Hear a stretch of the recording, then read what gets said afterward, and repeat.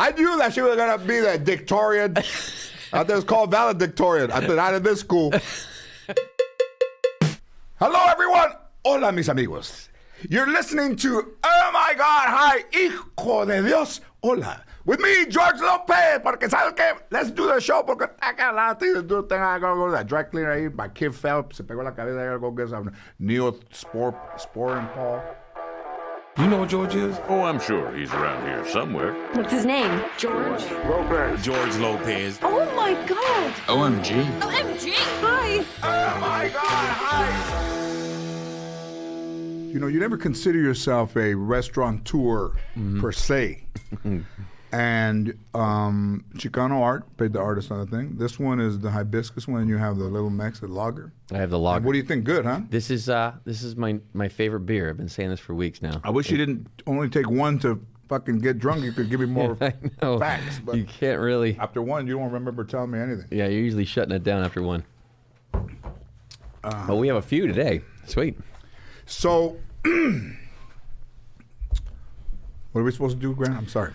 I'm trying to get my head into that. No, we got the right. A good one today. My grandpa used to fucking yell when I was little, get your head on the right track. This motherfucker didn't speak fucking English just to yell shit. On the right track. It's amazing. You know, if he wants to say something good, he will say about it, es increíble. You know, but in English, get on the right track. It's fucking getting yelled at by the fucking Mexican William Conrad, the fucking Jake and the Fat Man. And that motherfucker's 64. I'm going to turn 60, and he looked like he could have been my dad. Only 4 years separate us from right now from the day he denounced himself. He fucking denounced. It's so great that he misses it by just a little bit to make it just completely It's funny for wrong. that a man that I said he wasn't afraid to die shit himself on the way to the van. Nobody should ever say whether they're afraid to die or not until you get in the van. Because my grandfather thought that everybody was going to die but him. He'd be drunk and say, hey, get on that right track. Motherfucker. The right track. So you know, I said on Bobby Lee's podcast that I wish that when we were kids, and this is everyone, because everybody gets told something by a lot of people as a kid. And you wish, does that make sense to you? Because you're looking to fuck it up there, like the answers are up there. What are the Queen's Gambit, motherfucker? So that's my memory. What the fuck you looking up there for? The Queen's Gambit. So what was I gonna say? I forgot. See what you do to me? I wish, like, remember pop-up video? Yep. Like they would have the dude singing, you get the jitterbug into my brain. Then it fucking pops and it says, the dude's got camel toe, the second dancer in the back. Is that what they said? Lost a testicle during the, Westbury Music Fair, when it would just pop up information that you didn't know, which was pretty good because as you're watching the video, it would say, guy drinking the water. Right. And you go, watch the guy coming up behind us, Yeah. So they would give you facts during the video. I wish our childhood could be like that, where if somebody's yelling at you for something, a bubble would pop up and you could read it saying, let this shit go because this will fuck with you for the rest of your life. And you're like, okay, thanks, pop-up bubble. So that, they don't deflate you every day. Well, that would help. Because, listen, I thought that, let's see, my grandfather worked a lot. He was always gone. He was always tired when he got home. And my grandmother worked. And I felt like the less time I spent with them, the better adult I was going to be. Honestly, though, do you think you kind of raised yourself that way as far as that's concerned? Is that the one question? No. I have another question. But, I mean, it could be one question. That's better, probably. That's a pretty good question. Do I think that I raised myself? Remember they used to call them Latchkey Kids? Yeah. Those are motherfuckers that they never find over there.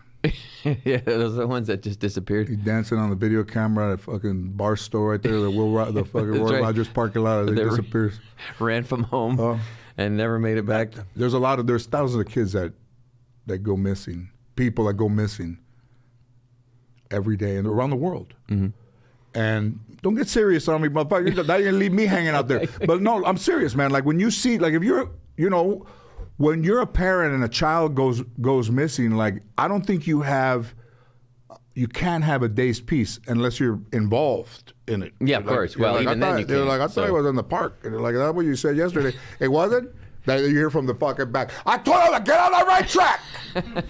so it's not. I mean, it's not funny, but you know, you can't let kids do what we did. You know, so much of growing up now is about, you know, some people say they have a kid that's in their 20s and they go, you know, when I was 22, I was already, you know, that shit, you want to lose a kid forever? Yeah.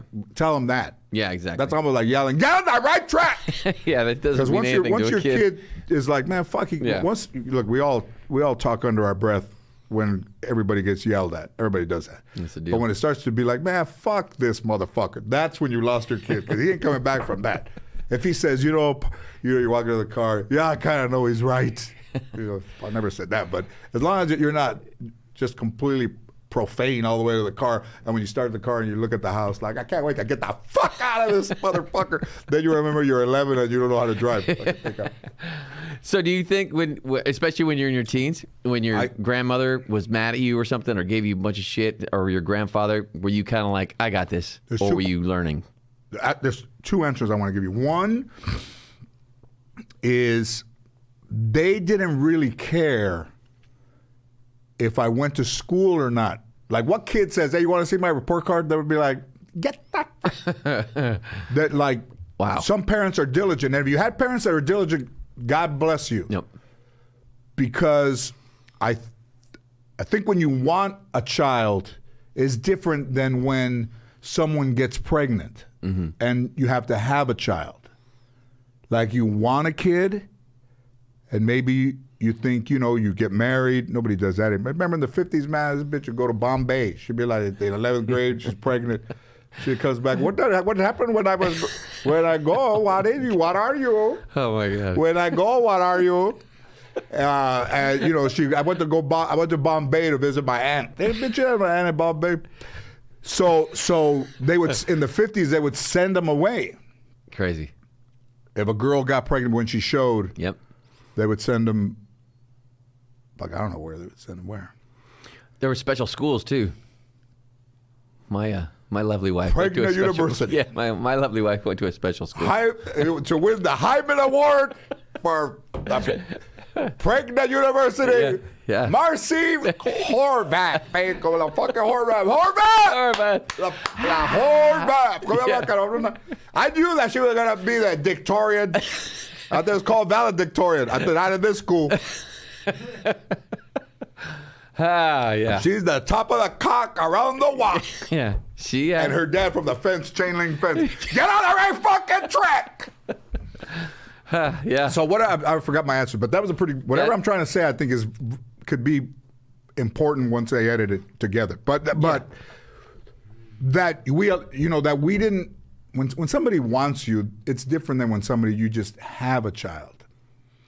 Like, I think in culture, like you know, where money's tight, you can't give that kid things that are not considered, you know, luxuries. Fucking a blanket, fucking good shoes, because you couldn't go to school with fucked up shoes. Like, I got my shoes at Hughes Market one time, and this dude pulled my shoelace. They were brand new and it broke. I bet fucking brand new shoelace. Oh no. And you know how they would run by and untie your shoes? Yeah, Well, my yeah. shoelace snapped. There's no way it should snap. Man. Come on. They're brand new shoes. They gave you some heat. I think the coal from the seafood department where the shoes were, you know, crossed might have it hurt the. It hurt the elasticity of my shoelaces. It's like, you know, putting on shoes in Antarctica. Right, it made them a little brittle. They smell like prawn. And who's wearing fucking prawn fucking gym shoes? Me. Is there anything that all you natural think meat. of that your grandparents told you, like that was a profound statement that you did remember and help you through life? Like just a great piece of advice. Is there anything that came from them like that? It's still not my question, sorry. You know, my grandfather was about being a man of responsibility, so a person of your word. But what I'm trying to say is, when, you know, a child is left alone or walks to school alone and comes back alone, and when he gets home, there's not anybody there. A lot of things can go wrong, but what happens with the inside of a child at that age is you're always afraid. So you're afraid that when you get home, nobody's there. You're afraid when it gets dark. You're afraid. Back then, nobody called to say where you were going, so there's a fear. So then when you get home and you look at your house and the car's not there, there's fear. And then when you have a place where you're just struggling to make ends meet and you have a kid and you're fighting and they see that, because everybody fought in front of the kids, that, I think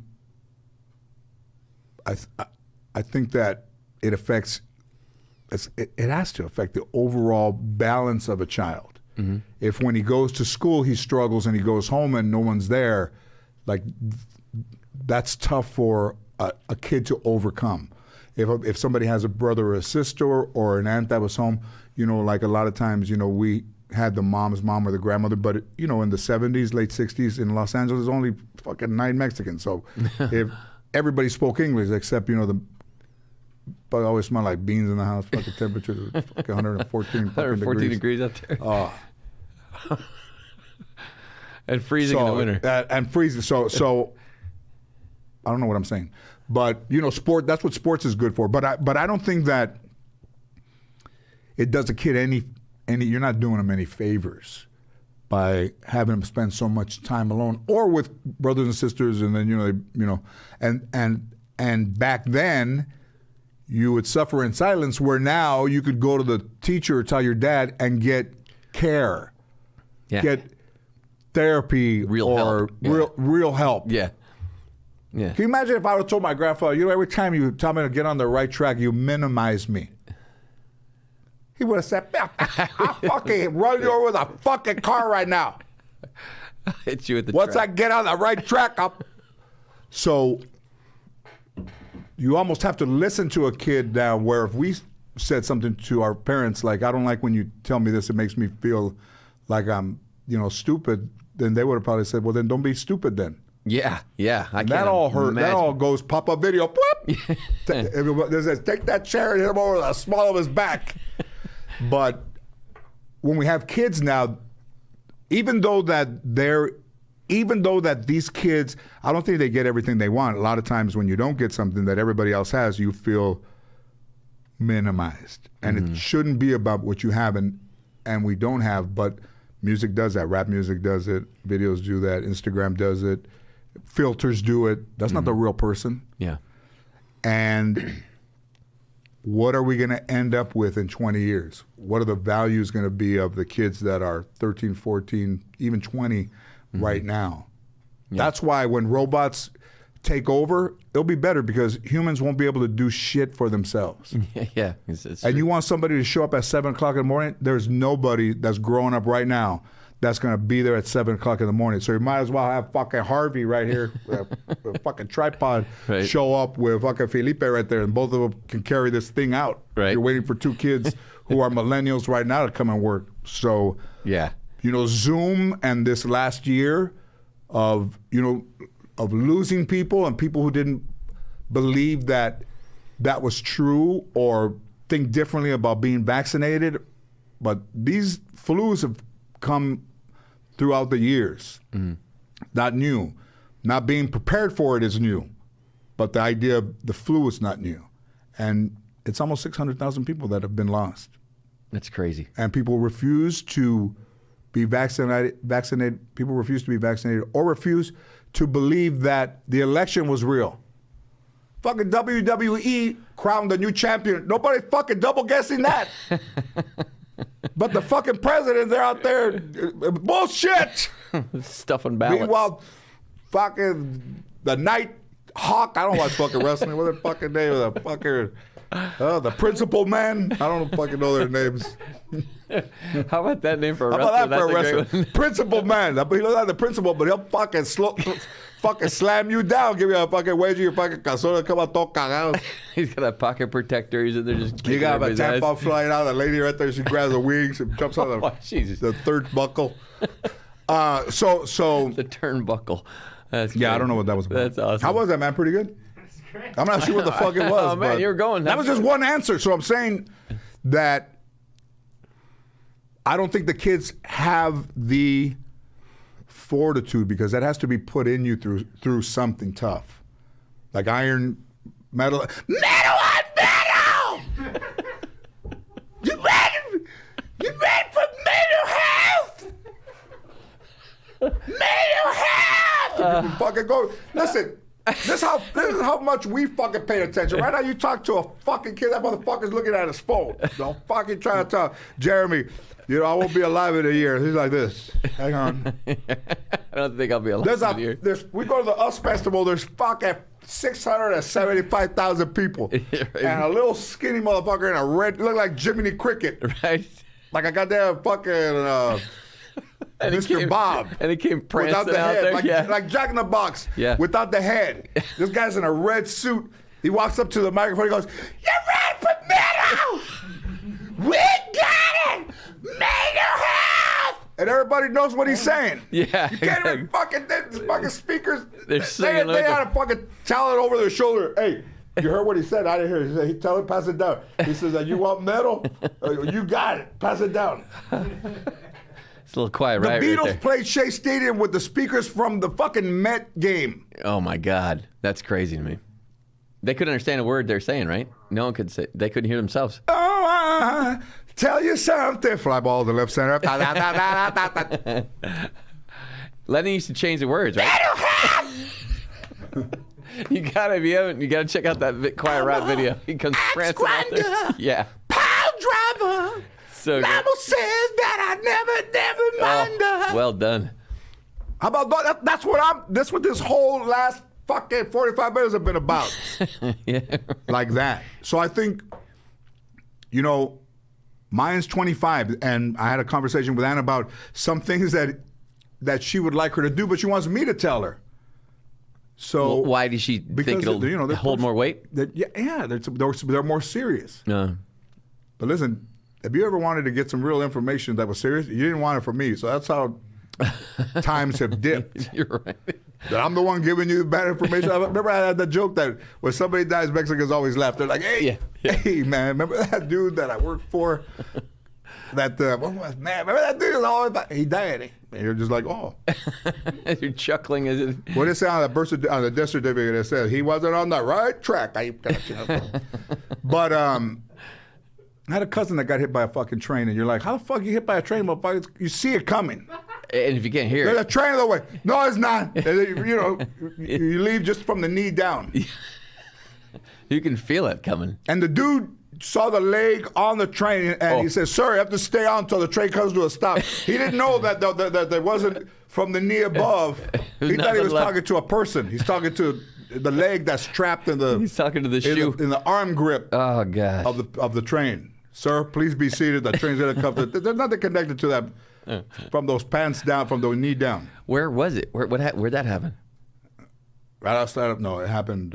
if I say, they'll know who they is. But I'll just say right out of Santa Fe Springs. I don't know. There you go. By the time we took the train, it took fucking a day and a half to get to San Diego. Yeah, we thought it was the greatest idea ever. God. And then we forgot about the 40 stops. And a couple delays. That was awesome. I felt like I was a teenager. Going start, stop, start, stop. I don't know where you think you're going. Stop. One time when I was, I saw that. One time when I'd eaten some chilaquiles that my grandmother had made. It was a Friday. One of my favorites ever. And then Arnold comes over. We're still in high school, and he says, "Hey, puto, let's go to the dance." I said, "No, man, I'm in," because I already ate, and I didn't think I was going anywhere. Yeah. So school dance. So I ate all these chilaquiles. Chilaquiles, if you don't know, it's a wonderful dish. You want to say what it is? Yeah. It's like a breakfast, but it's chopped up eggs or meat and every sauce you can think of over chips, which is ridiculously good. Like corn chips and red. Yeah. So I had a lot of those. Then we went to San Fernando Park and we drank Schlitz malt liquor, the Bull. Look out for the Bull! And then Ernie was driving on the way back to the high school. We hit the road. It was going like this, and I was like, inside, I was like, oh my God, man, I think I'm gonna. So in line to get into the dance, I just, very casually back then, you just went projectiled Oh, beautiful. You know, like an old Batman comic book where they throw the fire out of the mouth and like it goes like, you know. Oh my God. And it was out.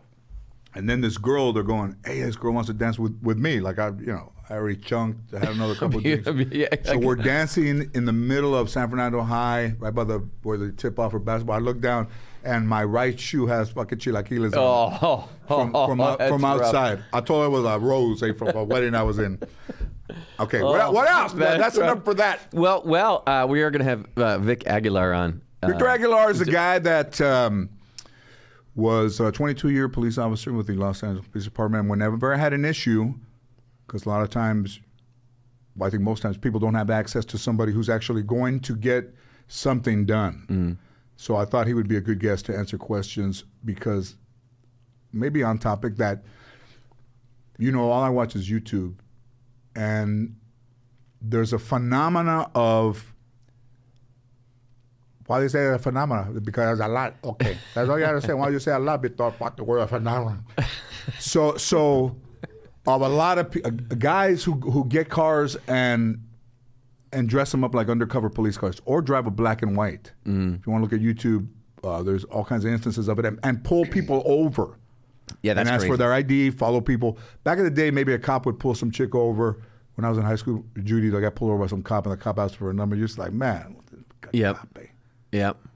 Already you don't like them. I mean, they're already there to be peace officers. But when you're trying to get a piece, you're like, orale, peace officer. Can I get some fucking choncho off my girl? It means something different. Okay, why don't you go over there and chalk tires and see how long they've been there? Say, come over here, go get your own. Eh? Beautiful. I'll put my verga right there, leave a chalk line there. You come and see that. You know to stay away, sir. A peace officer. I was tonight. We're going to do some voicemails, and then we're going to do actually news before that. But before that even, we have this little thing we'd like to start with one question, maybe, if you're into it. Yeah. So, do you want to start, or would you like me to throw one at you? What do you want to do? I'll ask well, why don't you. you go? I went last time, but okay. I'll ask you one. Go ahead. All right, here's my question, and I know, and it's not the people that you're best friends with, but we all know that you know a lot of celebrities in Hollywood or all over the world.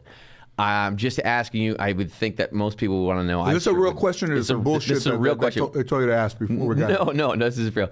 I'll take that sign right there up. Huh? Who of all the celebrities and people that you've met, is there anybody who you were actually who affected you the most when meeting him? Not like after knowing him, but when meeting him, who affected you the most that you've met? Who do you think it is? Well, obviously, to me, I think it's the Dalai Lama, and I'm thinking maybe Elton John. Those two are my top, but I'd love to know. Okay, there's stories there because in San Fernando there was a Buddhist monastery, and if anybody looks for things to believe in, there's always signs around your whole life. Something that you believe in doesn't just appear. You see it, and then you see it again. Maybe you're not even aware that it's something you might be interested in. And I think that's why subliminal messaging and, things that they put in movies now where you see that they put, go get a snack, fat ass, some fucking cake in there. Yeah, makes you hungry. Just flashes, you're like, did anybody else see cake?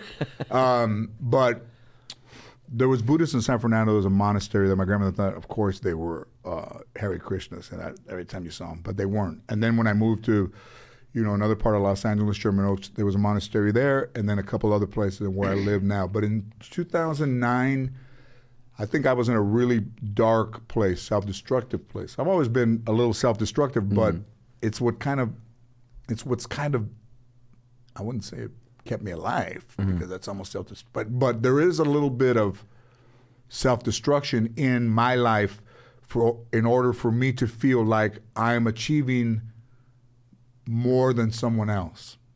Like I didn't have it easy, but then also I like to go have a good time, and I was a little bit out there dangerous, not to anyone else, to myself, which is even, I think, more dangerous. You hit somebody, if I hit somebody with a car, they're gonna feel it, not me. I'm gonna take off. But in those things, you always have to feel like an underdog in order to feel like you really won, because nobody thinks we're gonna win. You too. Nobody thinks anybody's going to win. Yeah. Anybody's going to be successful. So when you get victories, I don't even know if you really celebrate those things. Like when Tiger Woods won that he wouldn't, or Kobe won a championship, he would look at the ring once and then try to go get the next one, which I think is a little bit more of those talents than a person where you know that everybody where you come from isn't expecting you to do much with your life.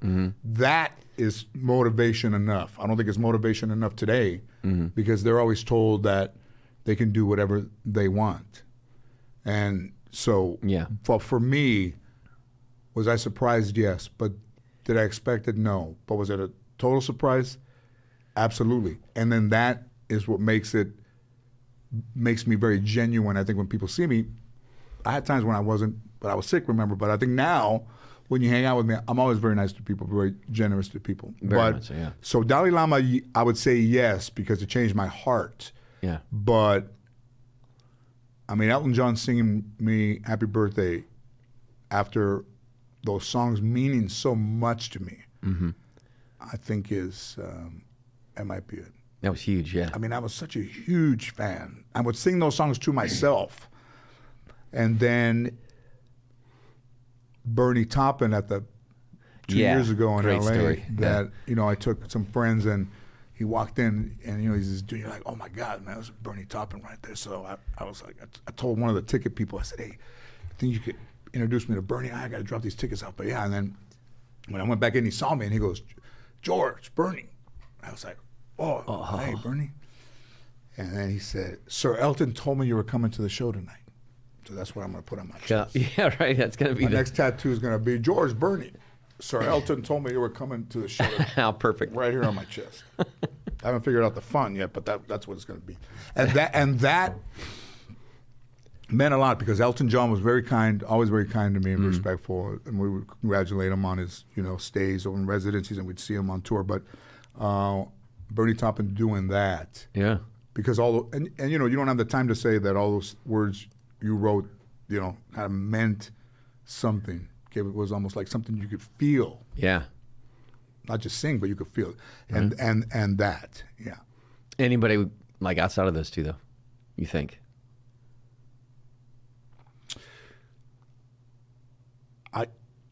I think maybe Bruce Springsteen. I think because we weren't fans in high school, and that one guy was Dave Wilcox, and he had Born to Run, and before we went to baseball practice, and we were a year older, he would play Born to Run, and we're like, what's that? And take it off, and then I went to go see him in the River in 1981, and then he played. We were in the last row, and he played 3 hours plus, and just, I mean, can you imagine that a guy like that? To anybody in LA, that was like the last nights, and I'm looking for things to connect to that aren't family related. Yeah. And here I was so against that music, and then once I had a chance to see this guy and his motivation and Clarence Clemens and the whole band and all that stuff, that they were, like a unit, like a family. Yeah. And that from that time forward, that music means so much to me now. And then when he was in Broadway, I saw the show a couple times and. Went to see him after, and he was very cool, man. So that helps. Yeah. And if you didn't think you could like a DUI, that could be like us. So no, but I think that was meant a lot because he through his career, and then you're almost like a contemporary, not a contemporary, but really almost like the same age. Yeah. And then you just are there with this guy backstage, and his wife Patty was very great as well. Awesome. Beautiful. All right, well, let's do some news. You up for a little news? Ready for my one question? Oh, wait, I have a question, yeah. Or your question for me. How are you medically? How's your health? Ah, great question. Thanks for asking. Because, I think it's helpful to people. Did you? Well, no. How's your health? It's good. How am I going to answer your... Fucking Bex said answer. then ask the question and let him answer it. I was going to answer the question for you. Oh, he's delicious right now. He do. I'm delicious. That's a great... So how is your health? I'm good. I had a scare, as you know, a year and a half ago. I had a pulmonary embolism. Went in hacking, and they found a clot in my lung. So it's kind of scary. So, okay. So we travel a lot. Yeah. And then you're hacking a lot, and you go in there. Were you hacking blood? Did blood come out? No, I was. You and I had gone to Hawaii, and I came back, and I was coughing, and I thought it was something I caught or something. I couldn't stop coughing. I thought I had bronchitis, so I went to the doctor, And my wife had just told me a coworker of hers did not go to the doctor. He felt like he had pneumonia. He died before he went to the doctor. Wow. So she said, if you get a chance to take an X-ray or something, take the X-ray. Don't just How take about that? antibiotics. That's a little bit of a big time. It's kind of a little bit of a. Well, it's unfortunate for the dude, but it's kind of a sign. Yeah, that's a big Because deal. if that hadn't happened, I'm not sure you're. I would not have, 100% not have. That's not my style. They would have said, you want some antibiotics? Yes. See you later. And it's You know more what I mean? serious. It was more serious than that. Yeah, so they took an X-ray and they said, we got good news and bad news. Good news is you don't have bronchitis. Bad news is you have a blood clot in your lungs, so you need to get to the hospital right away. So it was a scary, and they found out that I also had an enlarged aorta, an aortic aneurysm, as they said, which is not good. That's not good. No, so there's two things that were kind of a big deal all of a sudden. And so just kind of went on blood How did you feel? thinners. How did you feel with it? Because of those things, my grandfather died of a blood clot that got loose. He had a angioplasty, and the doctor said to him not to walk. A lot of people either don't go to the doctor or don't take the advice of the doctor. Yeah, that's the thing. And he did not, because he thought it made him feel like less of a man. And he shit himself before he got to the van. Oh, man. Get on that right track. But for you, yes, it's serious. Yeah. Listen, I was sick and I got better. Yeah. But when you think everything's going along great, Yeah, I had no idea. I had an issue. And then all of a sudden they said, go to the emergency room and you tell them what you got and they'll put you in the front of the line kind of thing. Like you get in there like now. And, spent a night in the hospital and they watched me and I went to a million doctor's appointments after that and put me on blood thinners, the whole nine. And I was a year and a half later. They keep checking me up. I'm the same. And the pulmonary embolism is gone because I had another scare when we were about to go on the road. I said, hey, I'm hacking again, so I got to hang back and take more tests. And you're like, whatever you got to do. So went there. They checked it out. So they did give me another scan, a CT scan, and it was negative. So I had nothing there. So, which is maybe the worst thing you can have and fly. yeah, that's 100%. Because it'll It'll bounce around and get you. And that's what they were thinking and my problem was. They never figured it out. They were thinking it's because I traveled a lot and I didn't move my legs enough kind of thing. You know what I mean? So when you're on a flight. But you've been a healthy dude. You play football and you work out all the time. Yeah. Incredibly strong. I was great shape, when I got in there, like, hey, your vitals are fantastic, that kind of thing. And my pulse was like 56 or something like that. So to anybody who's listening who never take your health for granted or never take your body trying to tell you something for granted because your car will tell you it needs oil, needs water, red light goes on. All those signs are warning signs that your body tells you. And if you don't heed the warning, then sometimes the warning signs go away. Yeah. And then it goes into something deeper. So in the beginning, when you start to feel pain, it's something that's still manageable. But then if it goes away, then it's going to come back. Yeah. And it's not an age thing. I mean, it is and it isn't. I mean, I'm in my 50s and in my early 50s, of the 6 guys I hung out with in high school, 2 of them passed away. One of them had a massive heart attack, and I had this. So 4 of the 6 have had some serious health issues in our early 50s. So I don't know if it was whatever we drank back then, but I mean, you got to check it out. We all felt healthy. Listen, Jeffrey Dahmer didn't have the number of people that died around him like you. I know exactly. All those dudes you went to high school with, they've been knocking on the door. Hey, my cousin here, because he was remember all that time that all those guys that you were, and it wasn't any women, was it? No.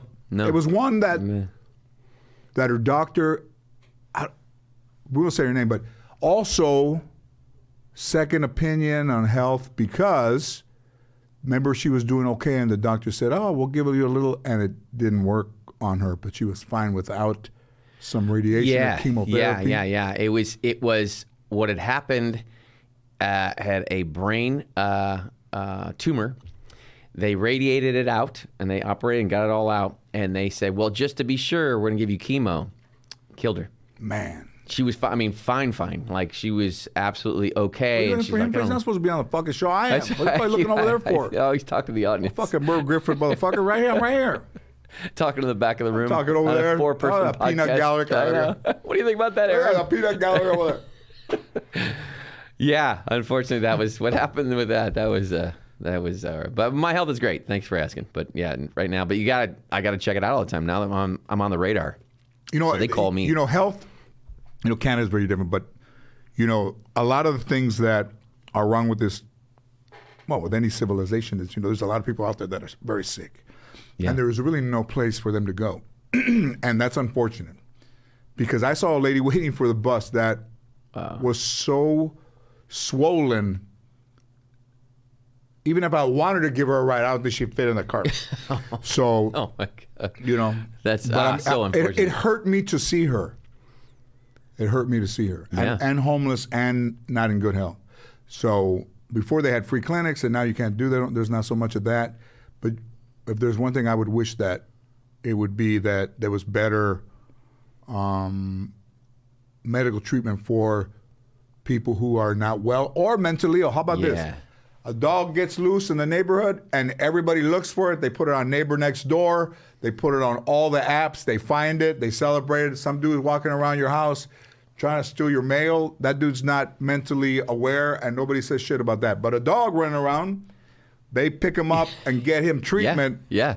But, some dude from Trinidad, Tobago Yeah, he's on his own, is right? crying out by stealing people's mail and he goes to jail. And there's no GoFundMe for him. There's a GoFundMe for every dog Not in the of the world. Tobagos. All right, what else? That's I think good though. we're I'm glad Moving on to you're. news. I'm Thank glad you you're very better. much. I appreciate you. But asking. also when I asked you, I don't know if, when I asked you, hey, maybe you should hang back. You said no. Yeah, well, I mean, it's not like I want to just lay And I down. said, well, at this point. yeah. I said it wouldn't be healthy for you to fly, but you considered. Yeah, I mean, I'm not running the red light traditional, like that. Yeah, I mean, it's not so crazy where I'm at right now. Where before, if I wasn't treated for this, I would have been in trouble. But now it's. I mean, I think I'm okay to live and do my thing. Run around, work out. All that helps. That's what they It's not told me. anything that's hereditary. Well, see, at first, no, it is hereditary. Mary Lou, my mother, has an enlarged aorta as well. So I don't know. I'm assuming that's hereditary, but they found that out in the last couple of years as well. Do you think that's why her titties are a little bit bigger because of Yeah, I think so, enlargement? man. There's more blood That's your flow. mom I'm talking There's about, the- right? oh, I can't believe I just said that about my mom. Sacks on her. Let me tell you I something. have family members listening. I'm not into that 91-year-old, but if I was, I would send a rehab van straight over to our house over The old rehab badge. All right, with the on to driver the news. from Trinidad to Tobago. Tobago, the great vacation spot. All right. All right, let's move on to the news. How because much time was that? we were kind of rolling right there. We went 38 already. There's a lot of bullshit in the world. Hey, man, we don't have to Well, do people any got their shit together. We would have had nothing to talk about. This first story in a long time, sci-fi.com. That's a news agency. That's all the dudes that jack off and get mech on their keyboard. They You do work for everything. sci-fi? They Yeah. do everything with us. They eat with their hands, jack off, and play all their games with the same hand without washing them. Cochino. Mech going on there between their webs or their fingers, and they're right my there. God. We know those guys. Eating Yeah. Arby's or wherever they go to, and then they're typing in the computer. They don't wash their hands but once a year. They're not going to see a woman's teta, so they'd be, They definitely won't touch them, so no big deal. jacking off, playing a game at the same time, with a little headpiece like well, that. That's not so bad. Some of those games are a little rough. You could have killed that guy. Come on. I'm glad. Listen, I didn't have a lot of friends, but I'm glad that I never turned. Well, the gamers make a lot of money if you're good at it. But You got to be like remember the that dude best. that lost and went in there and shot like 5 people? Yeah. How about that? That's While they're on, they hear pap, pap, pap. Oh, God. Somebody want to turn that down. I know they have no He idea. lost. it's a He real went one. out and got a gun and came back in. How crazy is that? Well, But okay. a dog, they already pick him up in the parking lot and take him to pause and pause. P-A-U-Z-S-E. Would you say that's a reason a lot of people are doing mass shootings is because of games? I can't say that's, no. You don't think so? I think it's more mental illness, Yeah, I think so as well. which is a big, big issue. Yeah. Because if you're living your life correct, that somebody who's mentally ill, is dangerous out there, and they should be getting some help. Yeah. When Ernie, that time, there was a homeless guy in San Fernando, and the guy says, "You got any spare change?" And I said, "Oh, sorry, man, I can't help you." And then Ernie says, "Hey, you fucking bum, why don't you get a job, piece of shit?" And that guy's like, "What?" And he goes, "You heard me." And the guy had an ice pick backwards like this in his hand. And, so here's a guy not showing any respect. And I said, no, it's cool. And then when the guy walked away, he showed the ice pick. And I said, hey, man, that dude. He could have taken him out. Imagine that. So That's there's brutal. people out there that are not well. Well, the thing is, they can't find a place to And there's nowhere to. yeah, Get help. What about really? the sports? Oh no, they tore it down to the soccer field. What about Here we go. the Merv Griffin Theater? That probably still There's probably still a couple empty people right there. now. Throw them in there. Throw some shows up there. You know, people used to stay in the theater all day. Why don't they just do that? Yeah, remember that? Remember those Old people? Pussycat Theater. Oh, man. When I was 18 years I was old. going to say, yeah. Did you go? On the day of my 18th birthday, here's my value as a young person. No wonder I can't connect with any other individual in my life that doesn't have a penis. On my 18th birthday, April 23rd, 1979, me and the guys from my baseball team went to go see Deep Throat and the Devil and Miss Jones. How about yes. that for a bonding experience? Some lady that takes it off the pelos, eh? And then we go, Ernie, that's your mom. He took up. We go, Ernie, how does she have time to do that and raise 5 kids? Yeah. Then you realize how uncomfortable it is to be watching sex scenes right next to your buddies while you're just past puberty. That wasn't a That's big deal. Unfortunate. That was no big deal. Well, all right. First story. Guy steals $21 million of lunar rocks to have sex on the moon. That's right. Sci-fi.com. Exactly the kind of story See you what I think mean? they would come up with. These guys, perfect.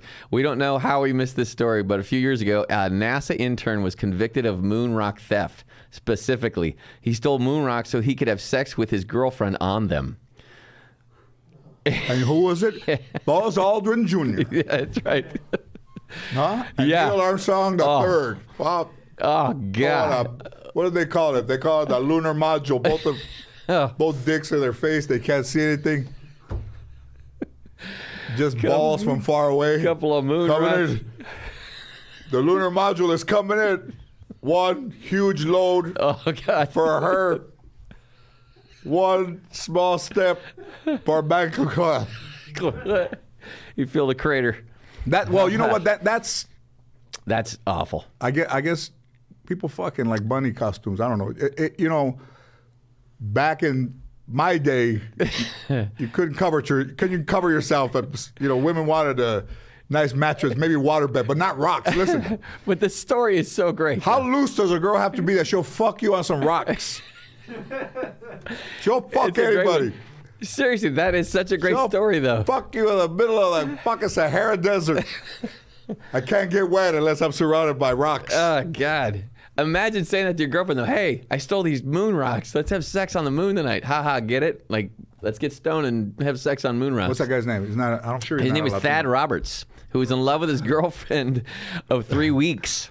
Decided to show her a grand romantic gesture Man, by come on. stealing moon rocks so they could jam the rocks under their motel room mattress and have sex on the moon. Because Roberts interned at NASA, he didn't have I blame it on to women go that you far for can't his moon rocks. satisfy them with some flowers or a nice dinner. That he's like, hey, you want to steal some rocks from work? And let's fuck on the moon. You know I could lose my job. Oh yeah, well, Oh my God, that's just awesome. why don't you just douse her in some fucking lighter fluid, light her on fire? Hey, now we're fucking on the sun. Oh, that's a good one. She's trying to piss to turn herself out.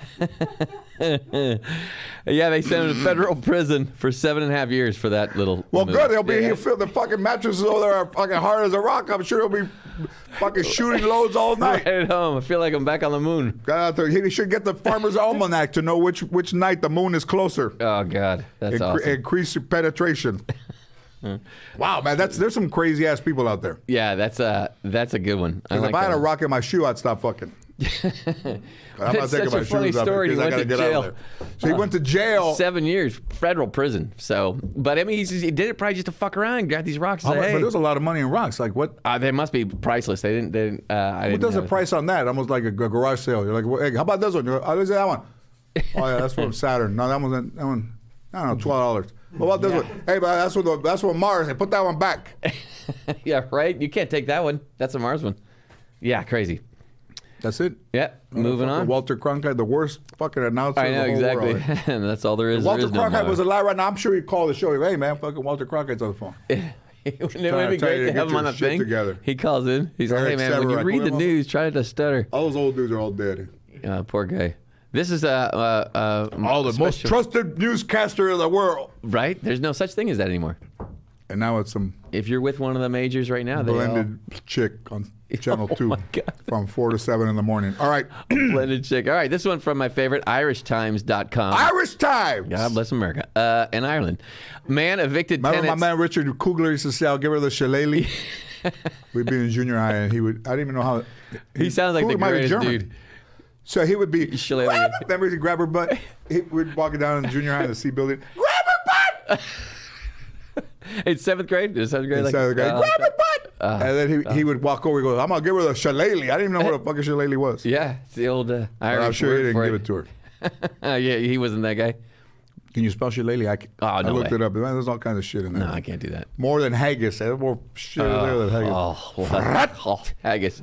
That was the worst stuff ever. But I did try it. Remember that time we got all also in Scotland? Yeah, that was great. And then I always try to soak my hangovers away. But Sancaca came out, shit, my water looked like fucking Goldschlager. Eh?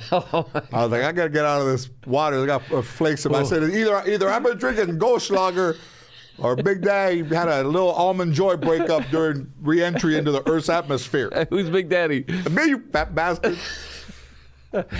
That shit's too funny. That was Okay. awesome, man. All right. It's funnier than you're laughing. Like you're trying to hold yourself together. Meanwhile, I know, I'm trying to make it, right? I'm drinking my lager.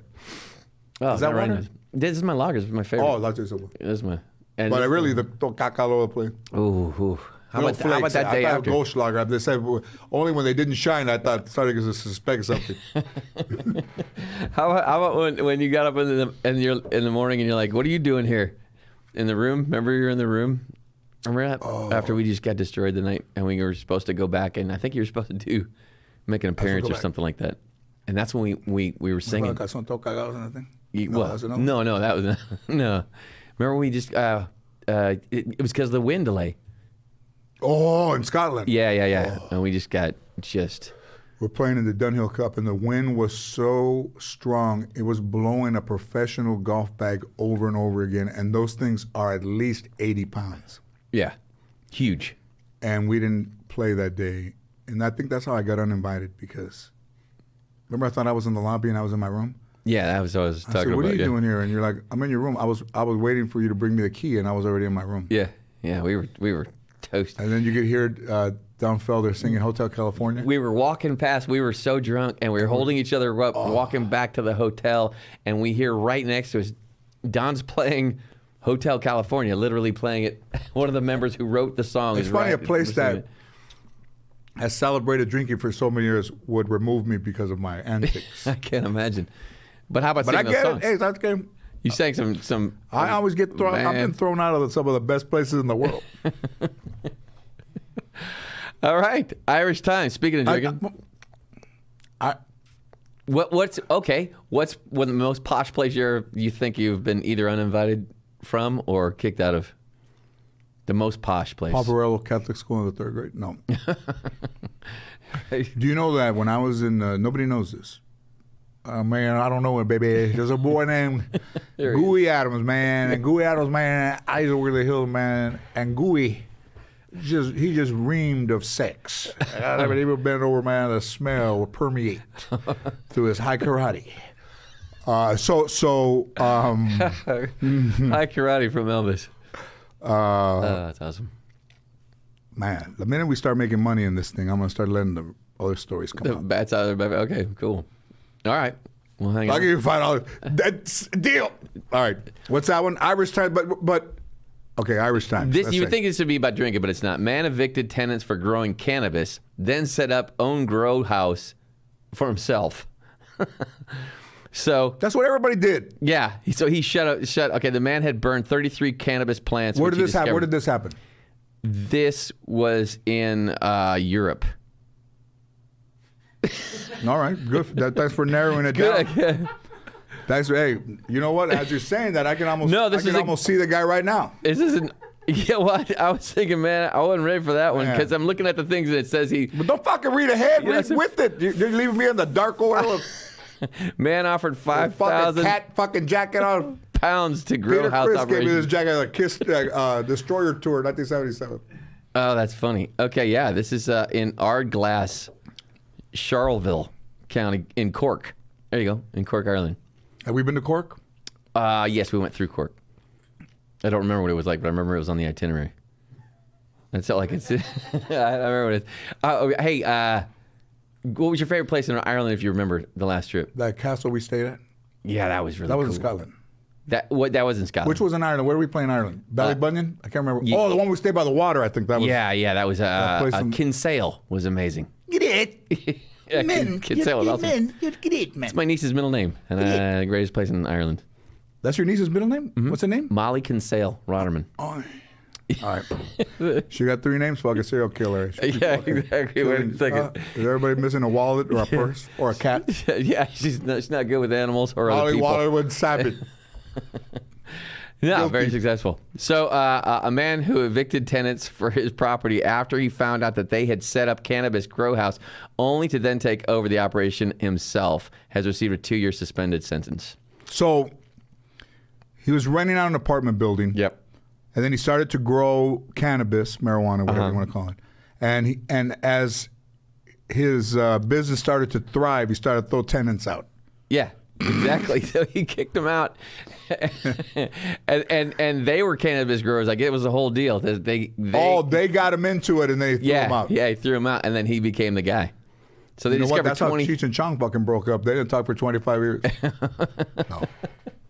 I was like, really? Did you see my face? I don't know the situation of marijuana in Europe. Yeah, I don't see. They discovered 23 mature cannabis plants with a street How they know value. they're mature? They were like this when they walked in. Come in. That's right. We were expecting you. Yeah, they all had hair under their arms. They had 18,000 pounds in the container. And I'm trying to think. And 5,000 pounds, given a total value of seizure of 23,000 pounds, Incredible. relatively dollars. So this guy overtook the whole operation and took it for himself. How about that? But I think he's almost like one of those. Can't say. One of the guys that makes it early. Who made it early and then somebody else came. Is it like an actor or something? Or? I don't know, maybe. But you know, I don't believe that when we went, was there places to get it? I don't remember in Ireland. The only place, honestly, You're I so remember. fucking drunk. You're looking for one of those places. You're looking for. We were drinking. I mean, to get a pint, man. Oh, man. I don't think that. Maybe in Europe, around the world, I'm not sure what their views are on marijuana. Yeah. But they seem to be perfectly happy with just being overserved. Yeah, exactly, right? And none of them drive either. Yeah, that's big. Except the dude from T-Rex. They have hit the wall. Yeah, he didn't make it. Time ago. Yeah, that was rough. But in Amsterdam, they said the only people who were stoned were people from London or people from the United States. Like the people, the people who live there, they just didn't do that stuff. So Bryan and I went to Amsterdam a few years ago, and I told him we were going to be high from 10 in the morning till 10 at night. And then we went over there and we went to a place and we had a latte, smoked a big joint, got fucked up. Oh my God. Drank a Diet Coke, went to another bar, went bar hopping. And we went into one place and we looked around and looked up and they had pictures of, dudes, and we're like, oh, all right. It's a gay cannabis club bar in Amsterdam, and he said, "You want to leave?" And I said, "No." And I said, "We can't leave. It's rude." So we didn't. So we blew everyone in there. Had a great time. And they got something to smoke, and then we stayed in there. Yeah. But then we went shopping when we were high, and I found this jacket in the window, and I said, "Man, that thing is giddy." Man, so I walked in there and I said, I didn't notice that everybody in there was a woman. And then I said, "Hey, you happen to have this in my size?" And what did she say? She goes, "Sir, this is a store for women." I lost my shit because I was really stoned at that point. So I almost had to crawl out of that place. I was laughing so hard. Oh my God, we were laughing so hard. I didn't realize it was a woman's store. God, that's hilarious. All right, moving on. It was a nice jacket, a little parka, orange. It had a man's place. It worked. It just zipped up the wrong side. That's okay. We were all fucked up. We went to get the foot massage, and then we got the we got the massage, body massage, and the foot massage. We thought we were a little fucking wanky, eggs and thanky. No. And no. And did we eat? We ate outside. and the girls from America were like, "Is there any peanut sauce?" And they're just like, "What the?" Oh, yeah. Remember that? The Yeah. fucking waiter was like, "You know what? Why don't you just go back in the fucking kitchen and fucking pick something out you can eat?" Right. Everything they Exactly. ordered, they asked, "Is there Pete? Is there this? Does this Yeah. touch? Is that that? Is there a Just- scallop in it?" The biggest pains in the ass, and that was our But my people. favorite place in the world, Amsterdam. And not because I like marijuana so much, but just because the vibe was crazy. And then in the middle of the rapid transit, like a tram in the Yeah. middle of the city, Yeah. you have families riding a bike, nobody wearing a helmet, and nobody gets hit. Yeah. Because they grow up in that culture. But not here because we have to get everywhere fast and we're late. Yeah. Yeah. That's and you a have great to, point. you clip a kid, you just keep going. That's something we noticed too. If you're jumping in that bike traffic in Amsterdam, that's a panic You're attack. sick. That's for, brutal. for an American. Yeah. But for there, they're very... Yeah, they're completely efficient. I mean, they're What rolling. about when we were at the Anza Hotel and somebody dropped a plate and not here like in America, nobody clapped like, yeah! Yeah, right. Yeah. Here you go to a restaurant and you drop a plate, the whole restaurant, hey, fucking nice catch! Fucking demoralizing you. Just set that Hey, way to anywhere. go there, fucking Willie Mays. Oh, Fucking nice God. game, all Right. right. Little empathy over there in Nothing. Europe. Everybody, the whole restaurant laughs. Oh yeah. California Pizza Kitchen, they're all fucking laughing. Oh. And over there in Europe, a guy drops a plate Yeah. and not a word. No, and in Amsterdam, there's very few people who are overweight, even, right? Because everybody rides a bike everywhere. There's more bikes than people. These people are everybody's lean. And if you go over the bridge, The little red light. they're just like my aunt, standing in the window waiting for somebody to fuck her. Is it what is it? The red light district, and then is it the blue light district? What's How many lights what's, could you what's have? the Mine one's the had gay 4. one? Mine had 4 red lights. They only had 1. So that's She couldn't bad. give it away. And then, the closer she got to it, it would smell like pelo. You had to could keep the smell door hair. shut. That didn't keep the customers She was dan- flocking in. Smell like fucking burnt hair. And She was dancing with a gas somebody mask thought on. they and were then- having a stroke. It was just my aunt's hair. Oh, that's brilliant. Hey, man, it smells like my aunt's hair in this red light Am I having a district. stroke or is that your aunt's Brothel. pelos? But that place is pretty amazing when you walk up and down the street and women are in the window Yep. selling you their wares. Yeah. Yeah. And what was I doing? Looking for the one with the biggest tetas, just like when I was 12. But you have to make it's in public, so there's a lot of people walking up and down. You have to make that move in front of everybody. You have to. I mean, if that's going to happen. But they don't look at you like you're awful. Some. I remember one Oh, they dude looked at me like that? came You told walking me? out, Oh. and these young girls from London were just giving the guy They gave him a bunch of shit because they were all drunk and they were making fun of him for just being with a hooker or a lady of the night. Okay. Excuse me, hooker. I don't want to offend any A lot hookers. of during the daytime, lady of the day. All right. But over there they live, Yeah. in that way. It's over in an area.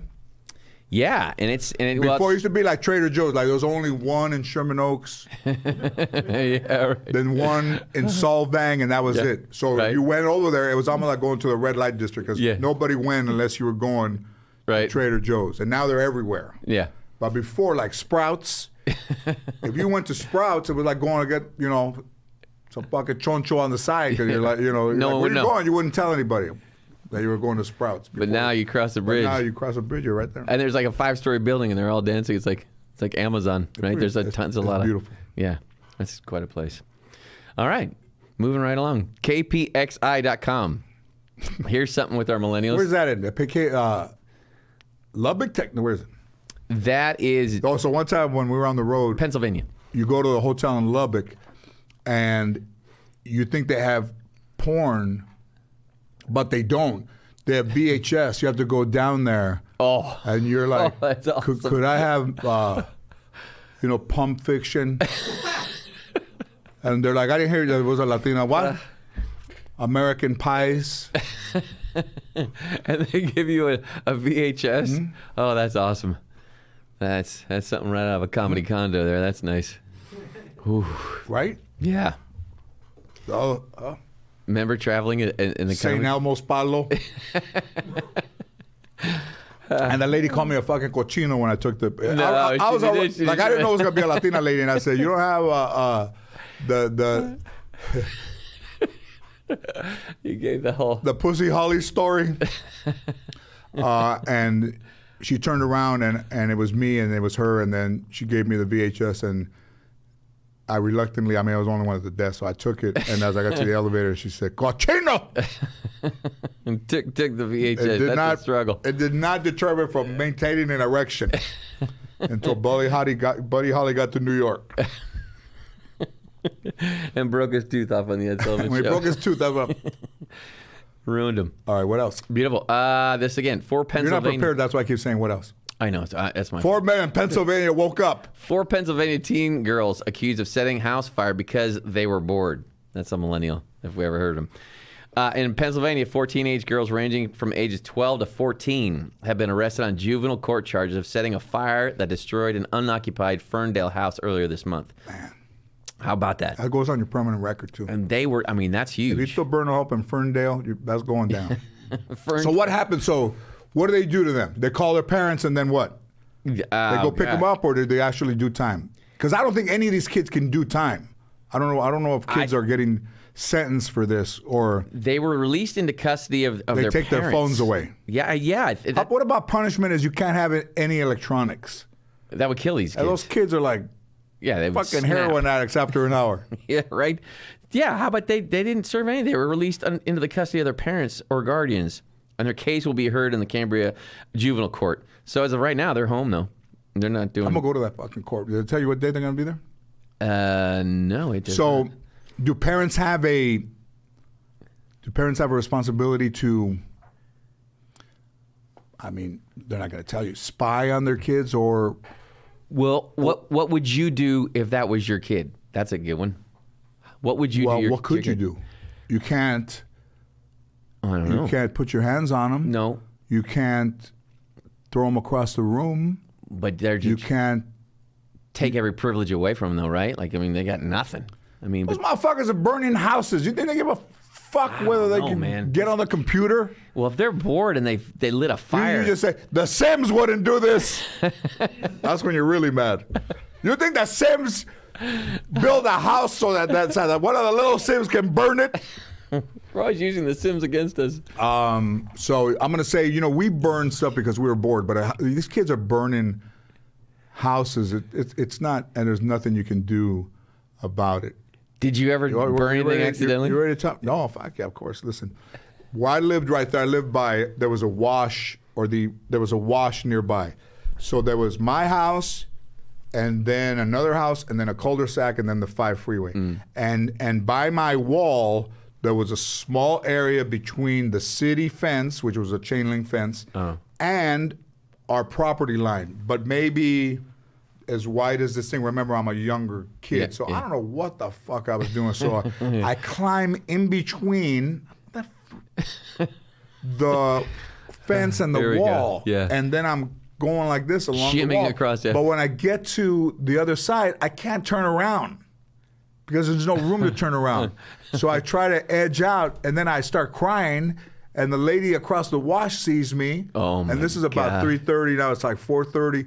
And of course, the fire. Bang, Oh my God, how embarrassing. and the fucking paramedic comes. Oh, and the my God. police. Oh. And the fucking Salvation Army. Everybody. Same bits of everybody. So the firemen come and they got the hat on. It's not buckled because it's not serious. They buckle Yeah, of it, course, hold it. yeah. And the guys on the thing, they got to pull me out. Oh my God. And the whole neighborhood's watching now because I'm stuck in there. And they pull me out. And just as they pull me out, my grandfather in his Pontiac Bonneville that he bought at Walter Ruff Motors on Van Nuys Boulevard, comes around the circle and parks. And he sees me, and the fireman is talking to my grandmother in the front yard. And my grandfather doesn't speak English. But he doesn't need to because the fire captain said, he's fine, poor lamb. He just got stuck. Poor lamb. He's scared, but he'll be all right. And my grandfather just nods and he tells me, vete pa dentro. And I start walking inside and the fireman turns to go and my grandfather, with his working boot, kicks me right in my asshole. Like he didn't miss and kicked my cheek. He didn't miss and hit my fucking tailbone. This motherfucker Oh, my God. fucking went back, and I never saw it coming because I was walking in the house. Oh. And fucking wham! Right in my asshole. And I went this way, and I was like a fucking drum majorette in this college. I went like My shoulders almost touched my shit, heels. hilarious.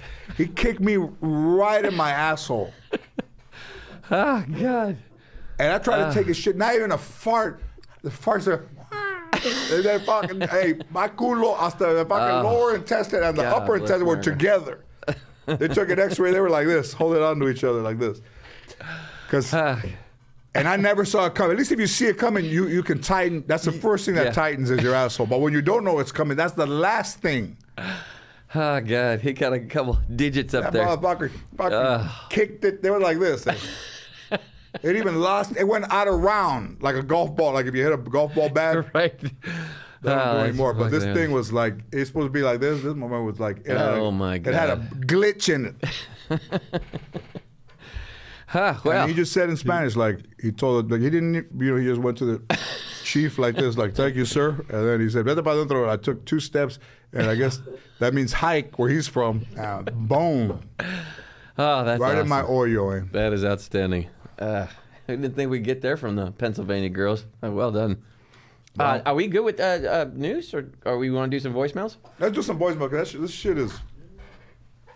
I had to relive a lot of bad energy. That story's just kicked me in my asshole. He kicked me right in my hole. Man. That's fucking awesome.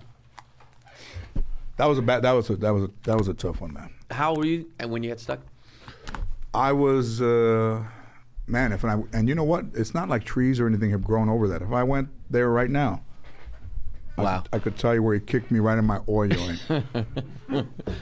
Right on the button. Listen, most people say, this is where we got engaged. Me, this is where my grandfather fucking Garrow your premium took one fucking step, and that would have been good from fucking 58 yards.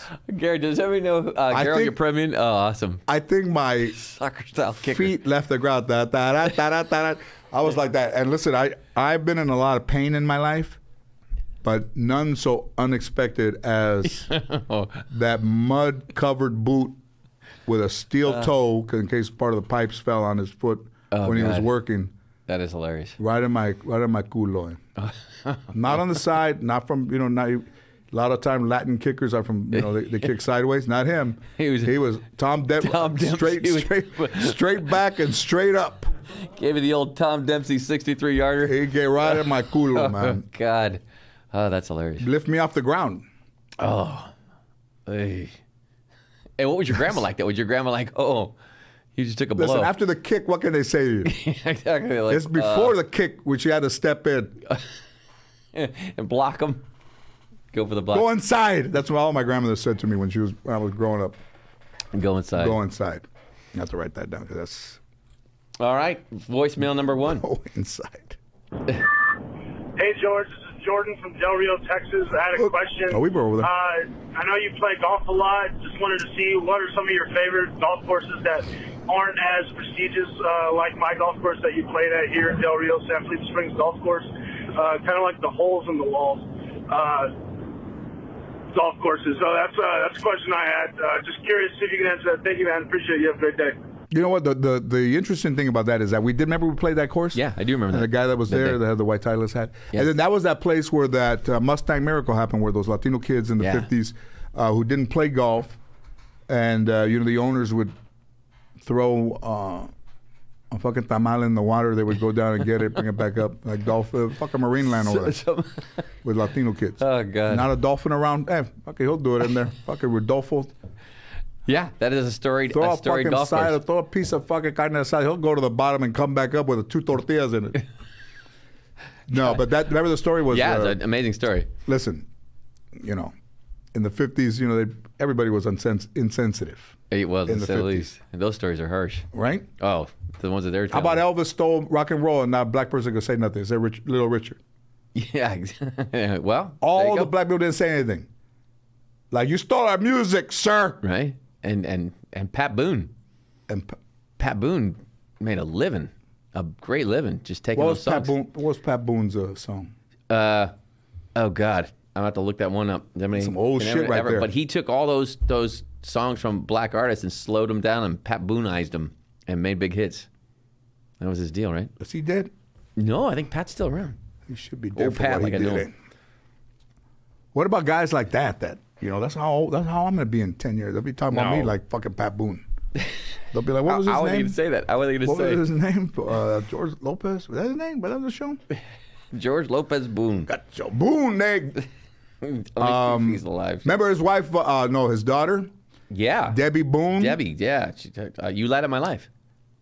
You know, back then, you had to use your imagination because right now on Instagram, you can see girls' nipples, ass, everything.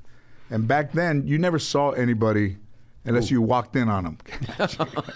And most likely it was your fucking tia with one nipple coming out. Oh, that's nice. It looked like one of those little corn chips bugles.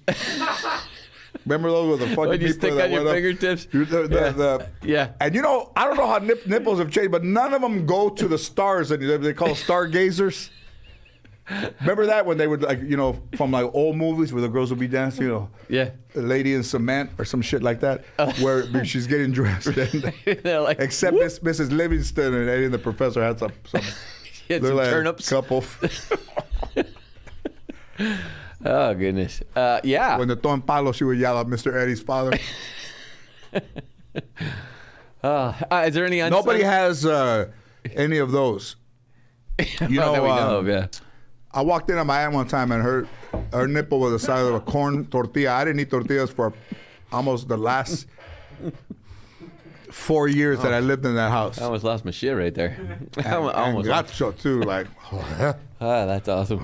Oh, Listen, if you're trying to, build your life and having a proper sexual identity, don't ever walk in on any of your. Don't just do yourself a favor.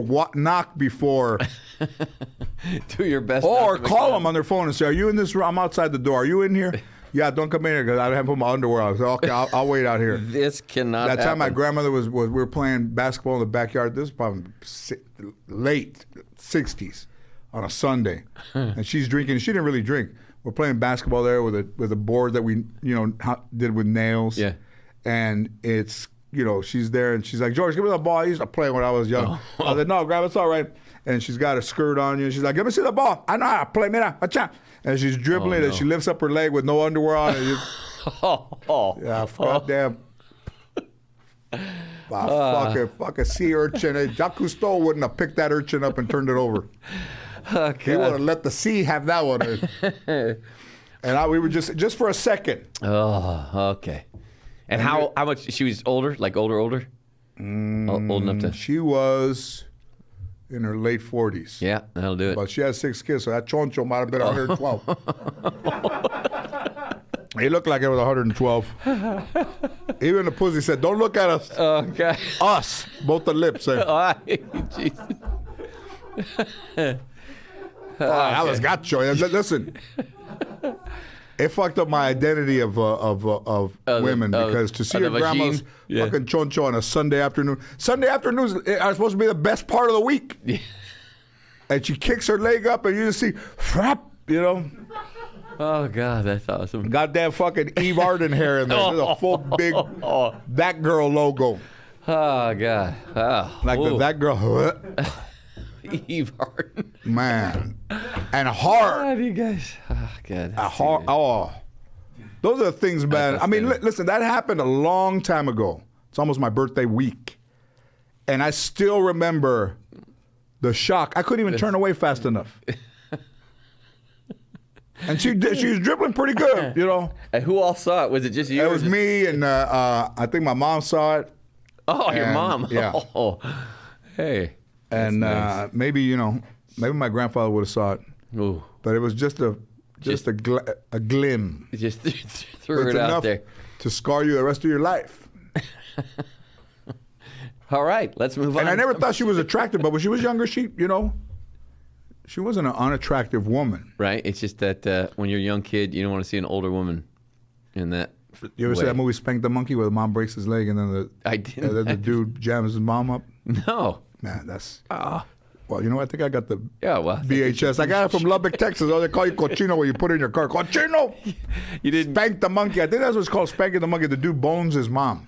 Oh. Did you ever see those taboo ones? Well, you mean starring Kay Parker and Tom Byron? Well, yeah. Apparently that's a yes. And Ann Peg. That was a young girl with a bald head. Yeah, the girl with the bald head. Like short hair, Ann Peg. Was she that? She was like in the tattoo like 2 and 3, right? Yeah. Still tattooing. Yeah, Those are awful for you, man. Don't hey, listen. If you're out there, don't look at porn because it's not the real world. Okay. All right. Next. Did you ever have a teacher? Like I had a teacher in 4th grade. Well, here's another. That's a good one too. I can't use her name, but I had a teacher in 4th grade, Miss Rudorfer, and she had a couple of fucking tornillos at the end of her tetas. Tornillo. God damn. Let me tell you, you needed to call fucking Stanley Steamer to get the right wrench that fit that knob right there. I mean, she has, and just in the area that we grew up in, it's not cold a lot. Yeah. But it would be cold. She's like, you kids come in here, and when you see a goddamn English leather knob coming out of her fucking bra, you're like a goddamn fist. Oh God. To her bra, and she don't even see it, but you could feel, Oh God. And it's not good for you. Well. That's when I saw Donna Reed when I was a little kid. In person? Like she owned a lingerie store in San Fernando. No way. I didn't know and that. she would go in there, and she was beautiful. Wow. She owned a lingerie. I never knew she Donna owned Reed lingerie, and It's a Wonderful Life. It sure was. When you could see her bend over, you'll see the lines going up, just a little bit crooked. Right. Just crooked enough. All wrong, man. All bad. All lead to the road of destruction. That's right. That's right. I allegedly, when I was on the road early on, a girl was doing laundry. A lot of times you stay in apartments. Yeah. And a girl was doing laundry, and as her lingerie was drying, I took a pair of her underwear and I went up and jacked off. Did you really? Wow, there's some honesty. Goddamn. So these aren't live, are they? I signed the guest book, Charles Manson Dahmer. How about that, man? Stole some chones and fired one off. Wow, that's honest. That's impressive. And I left mine in there to see if she would. Imagine if she was like if she reciprocated, and all of a sudden she's sitting out by the pool with my calzones tocados right there. Yeah, right. And I got hers. You can match them like those hearts that you break, and you put the 2 hearts. Like rarely do you see somebody and you have one broken heart, right? And then when you meet, they match. Imagine sitting out by the pool. Shit's all right. Rubbing suntan. Rub it in. Oh, well, I don't know if we answered the question of any unsung golf courses. I didn't mention any golf course. Fuck yeah, man. But he mentioned the story, so that's it's beautiful. It's a fantastic story. Yeah. Thank you for that. There's a lot of great municipal courses that are designed. Hey, the Tijuana Country Club is designed by the guy who designed Pebble Beach. I didn't know that. Wow. So there's still a lot of great golf courses, a lot of public golf courses, because even though exclusion is still not as widely spread as it was, decades ago, golf still thrives. Yeah. So, golf was maybe the most exclusive game. So to be a member at a couple of country clubs, I get what the question is, but always, I don't think you'll go wrong with the city course. Like Griffith Park, we drive home from here. I drive when you see Griffith Park there, or I learned at El Carrizo, but really kind of anywhere. When we were on the road, we would sometimes find places Vegas, that was great. Country clubs. Met those people in Vegas. At Angel Park, when it took fucking 12 hours. That's the only thing is that they would have taken. Oh, that was awful that day. Yeah, but I mean, you get hit by a fucking plane. Where do you go? The only reason I went to better places is because the fucking planes land in there. Right. Yeah. You're like Van Nuys. Remember you ever played Van Nuys? Like getting clipped by a fucking DHL fucking plane landed from Singapore. Right? When he's lowering his landing gear, takes your hat off. Yeah, those are close, man. Those are close. Like Van Nuys is close. Yeah, Van Nuys. Yeah. All right. One time I was across the ground like a 100-foot putt, and Arnold says, "If you make this, I'll blow you." And I made it, took off running. I don't think I saw him for 3 weeks. Like you're going to make him and we pay went up together. Right there. Oh, that's hilarious. Like if I was going to make him pay right there. Oh, man. I go, "Hey, man," he goes, "Hey, George, you make it, I'll blow you." And I made it, and I look, he fucking took off. That makes the story greater. Like you're about to take advantage. I didn't see him really till graduation. Well, I felt like running a few times after you got a birdie, so let alone an eagle. We had Yeah. But I would say that is there any woman that loves a man that plays golf? No, I don't think so. It's a wonder the guys on the PGA Tour are that good because most women do not like when the husband plays golf and would always call me like, where are you at? I'm like, bitch, I'm still in the driveway. Fucking take it easy. Let me get over there. And just would call me 5 fucking times, 10 times. Where are you at? And I would always tell her like I was on the 13th hole, like number 3. Oh my God.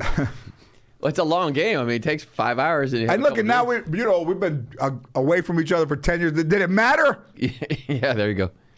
I talked to her today, and she said, "You're not getting." I was a little bit, elusive. I'm not sure why. And she says, "Wait a minute, are you all right?" I said, "Yeah, I'm good." She goes, "You're getting married," and I said, "No, are you? Because that would help me." But I was a big fan of Ann Serrano. You know what, Ann's I always loved Ann. Ann's. Hey, listen, Ann gave me part of her body so that I could still live to pay expenses. There you go. Well done. That's well put. Thank you, Ann. Thank you. And she was always unbelievable to me. So nothing poor. I wasn't married to her. She didn't like The Spy, and she was right. Yeah. So I would say she never said a bad word about you, but my grandmother would always say, I don't like this guy or that guy. A lot of times she was, you know what? A lot of times, you have your nucleus of guys like your Arnold, Ernie, Andy, Guillermo, those guys. But then you might bring up another guy that she doesn't really know, and those are the people she didn't know. And of the two that she disliked the most, one died a long time ago, and the other one has spent quite a bit of time in the prison. Oh, wow. So nailed it. But also, when I was in junior high, or high school, when I was in high school, there was a guy who was in gymnastics who had a fantastic body, and I did not. I was a third baseman. And third baseman body? Through the delightful. So I had a third baseman body. So the girl that I went out with would see this guy, and they would say, why are you with that guy, and why wouldn't you be with that guy? And then when we graduated from high school, that guy was maybe 2 years out. And up here, not far from where we grew up, he was a security guard. And then he ran into, he was like the West Coast Son of Sam. He ran into a couple that was making out, and he threw the dude, and the girl was a little fatty girl. But the guy was a normal person, I'm doing that on purpose. Oh my God. The guy was a normal, because a lot of times in relationships, I think, we can relate that the guy's normal size and then the wife or the girlfriend, is a little bit extra. And if you don't think that's true, take the wife gene test. Take a pair of your wife's jeans and you put them on and see if you can button the ones that she can't. Oh my God. Not a popular test, but you really want to know where you are. Right there, huh? Flan for everybody. Oh my God. Maybe not one person. Over there. So the skinny dude went way over, and then Exhibit B. I don't know if they called it that in court. I'm just saying. You labeled it yourself. Exhibit B plus didn't make it down because she was, a little bit of gordita. She got stuck on one of the rocks. It wasn't a moon rock that the dude was trying to topalo on. But she didn't go down that far. But his mistake was to think that, it's really awful. I shouldn't even be saying this. This isn't why they made podcasts, so you could. Is that the reason why they did this? I don't know. I'm not sure how this. But ends. Is there any podcast that people listen to that feel like they're a better person after? Fuck that. So he throws the the B plus with niacin. Oh man, like a vitamin plus over, and she doesn't make it to the bottom. Oh no! And crawls up, and I don't say lives, but crawls up. And he was long gone. He was gone. Yeah. And then called, the police. And since he was kind of on the job, protecting this area, he has been in that prison that you can see on the way into Las Vegas on the right. I think that's where OJ was. That dude has been in that prison since 1980. Oh my God. So he's never getting out. That's 41 years. Life. Oh, man. And how bad was my character? The girls are still fucking saying you should have been with him instead of me. I'm out here a free human being. talking over there, a guy you got to see through 6 inches of fucking glass. Oh man, that's quite a story. Okay, here's my question. What is the state of yours and your brother's relationship right now? Your brother Brad. My brother Brad. You guys talk all the time? Are you estranged? My Is brother. that personal? Because that's No. the whole idea of one question. He didn't know I was going to ask him this. I had no idea. His name, Brad Horvath. Bradley Joseph Horvath. Bradley Joseph Horvath. Ellen, Yo, with an F. Hey, have you seen Bradley Joseph Horvath? I heard he doesn't talk to his brother. Yeah, right. So where Fantastic. I do not talk to my brother an awful lot, to be honest with you. I mean, I don't. It's not like we talk weekly or even monthly a lot, but we. so you really we're are very becoming tight. Mexican, fucking married to one. I know. Fuck him. I haven't talked to my brother in 6 years. Yeah, that's right. You can thank her by the fucking the other side of my heart for that. Yeah, right. No, he just came to a show. I did a show in Colorado. He went to the show. We hung out. I mean, Brad and I are tight. Just doesn't matter if we talk or not. He's bullshit. Like, How can you be tight with somebody? Then I can say I'm tight too. I never see him. I see him as much as you do. He's not even my brother. He likes you a lot. I like him too. Yeah, Beautiful seriously. individual. We're Has what's his wife's name? Pam. Has Pam the non-stick oven spray and Marcy ever met? Are you? Oh, they're trouble. Huh? Are you They don't kidding like me? each other? No, they're trouble together. They get along too well. Huh? They like to imbibe. They like the libations. They like a to lot. get it on. Huh? Yes, they and do. bang a gong. Los Oh, dos. yeah. How many kids they have between the two of 11? No, Marcy. Yeah, Marcy has 10. Pam has 1. Fucking under their feet are sunburned. Yeah, exactly. No, You selling me sunblock for under my feet? Why? Because they're in the air so much. Con palo, eh? we didn't know the vacation was going to turn out like the that. little kids, when they practice Pop Warner, they just kick the football between my mom's legs. And she still has her feet together. Oh, bowling. But yeah. So Yeah. what about Brad and your dad? Yeah, Brad. We're all really.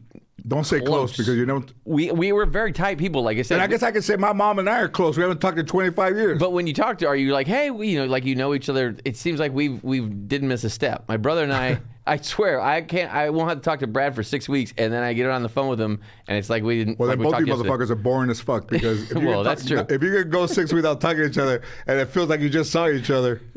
It's yeah. He's the nicest guy in the world. How do you And not does get he along trim with his Brad? pedals or he lets it grow too? I think he probably trims them at this point. I think I'm guessing it might he be one does. because the Callan men, they don't manscape. I think I'm the only one. Huh? They I go think I'm all the the only one who fucking goes- sea urchins in the Yeah, I calzones. think his wife trusts him a little more. She doesn't find What if that you as got a your sign. appendix out? Would Marcy object to the surgeon trimming your pelos? Right? She's all, I want to. They go, Mr. Kellen, well, the nurse is going to come in here and she's going to trim you. And Marcy from across the world, oh, no, they're not. She says she finds me on Manscaped. She's all, where is that bitch? I'll kill her. That's Marcy. But yeah, Brad probably scapes, I guess. And what about, when was the last time you and Brad and your dad were all together? 1971, no, it's like- the lunar module, Apollo 12. Well, to be honest with you, my father has hunkered down during the COVID, so I haven't seen my dad during COVID. But right before then, the three of us were hanging out. Tell everybody the little background on your pops. My dad, very straight-laced. He was in the Eagle Navy, Scout. wasn't he? He was in the Air Force, Eagle Scout guy, like all-American guy, all-American athlete, the whole nine. He was an Eagle Scout? He was an Eagle Scout, And what real one. about, did he touch you inappropriate growing Not up? me. Because all the Eagle Not Scouts me. are putting fucking mano on all the kids. He's got some story about his Huh? counselors, Huh? though. You want the badge? Come over here under the garage. It's Under the garage. Some special-looking badges that we couldn't explain. He was an Eagle Scout, straight-laced guy. Went to the Air Force. First job out of the Air Force was IBM. Stayed with IBM the whole time. Was in computers and in How many years? Like 35 years, you said? 30 years. So my father took the 80-year deal they had. If your age and years served in IBM is 80, you got full benefits in your retirement. And So my he was dad there took that. 30 years and he was 50. He retired at 50 with full bennies. So he great. So then I'd never seen him dance a step, and he told Okay, me, so check this out, everybody. So Brian's pops yes, was an IBM duty, rode a motorcycle. Head Race on the motorcycles. highway, looking for with the gloves, with the fringes, With the fringes. looking for adventure. Yep, that was I'll him. pull it into a Denny's. That was Ron. That was Ron Kelly. Slipping on some black ice out there in Colorado. Popping wheelies.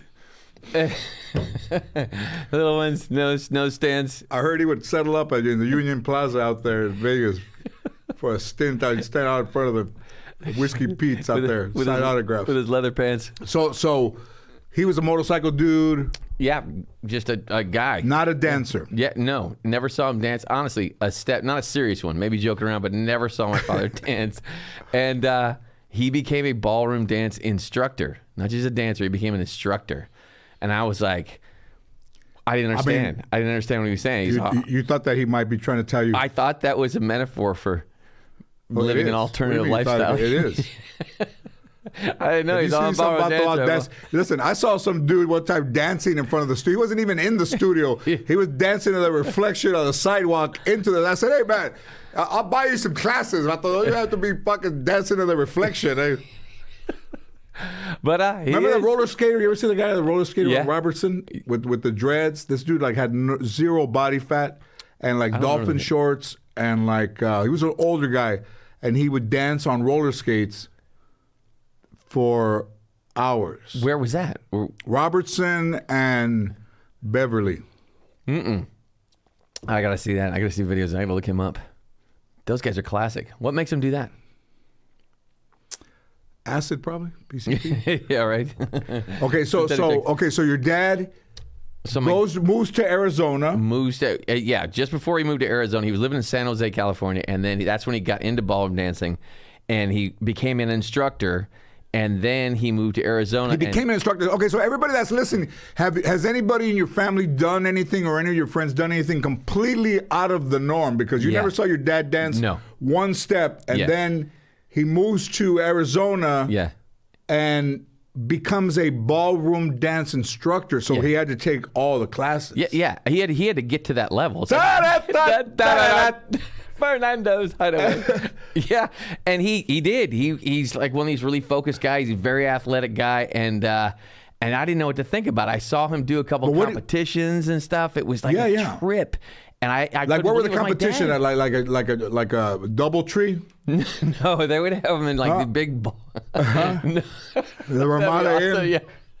I'm here for the dance competition. Yeah, room 102. What? No, they had these they were huge deals. It was a big deal. The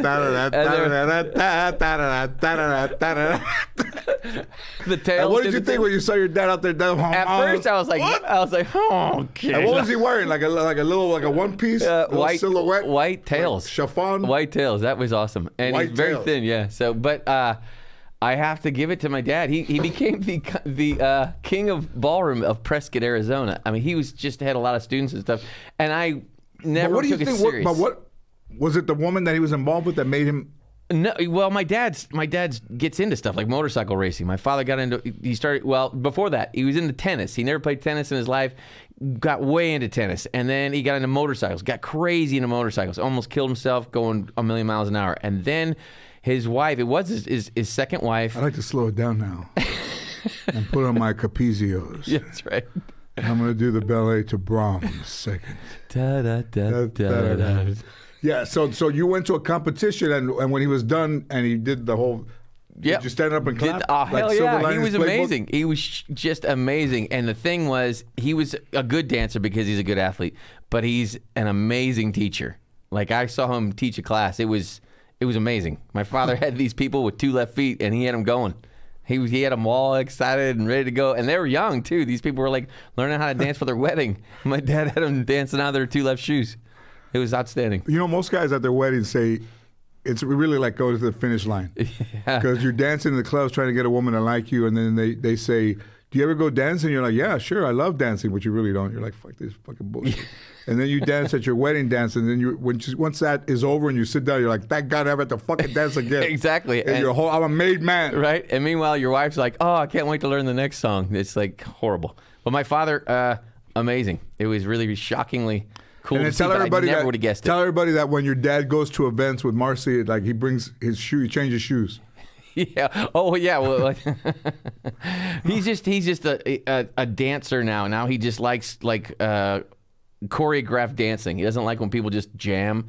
So he'll go to like a family wedding, and he'll have his shoes. He hates it. And he'll have his shoes, and he'll do some like serious dancing because he can't stand. But he changes his shoes. Like he walks up and he walks in with some shoes that he gets. He comes out with some. How about that takes it to the next level? He puts on his Capizios. Right, I'll show you dancing.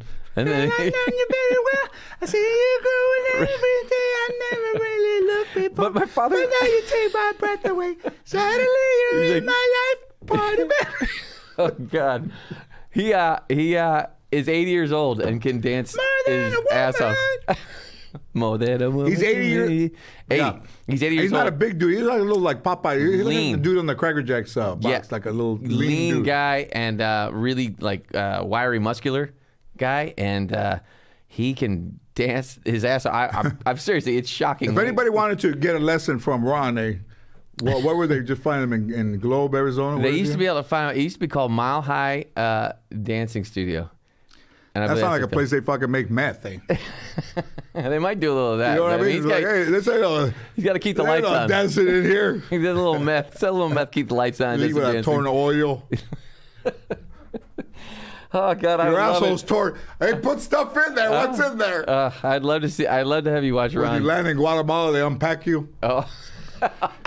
Oh God. You catch a turnaround flight. I never met your dad, man. Like you never wanted me to meet him. No, we were gonna meet him in you know what happened? We were gonna meet him in Phoenix. He went to a show, and then we ended up hanging out with Nils Lofgren.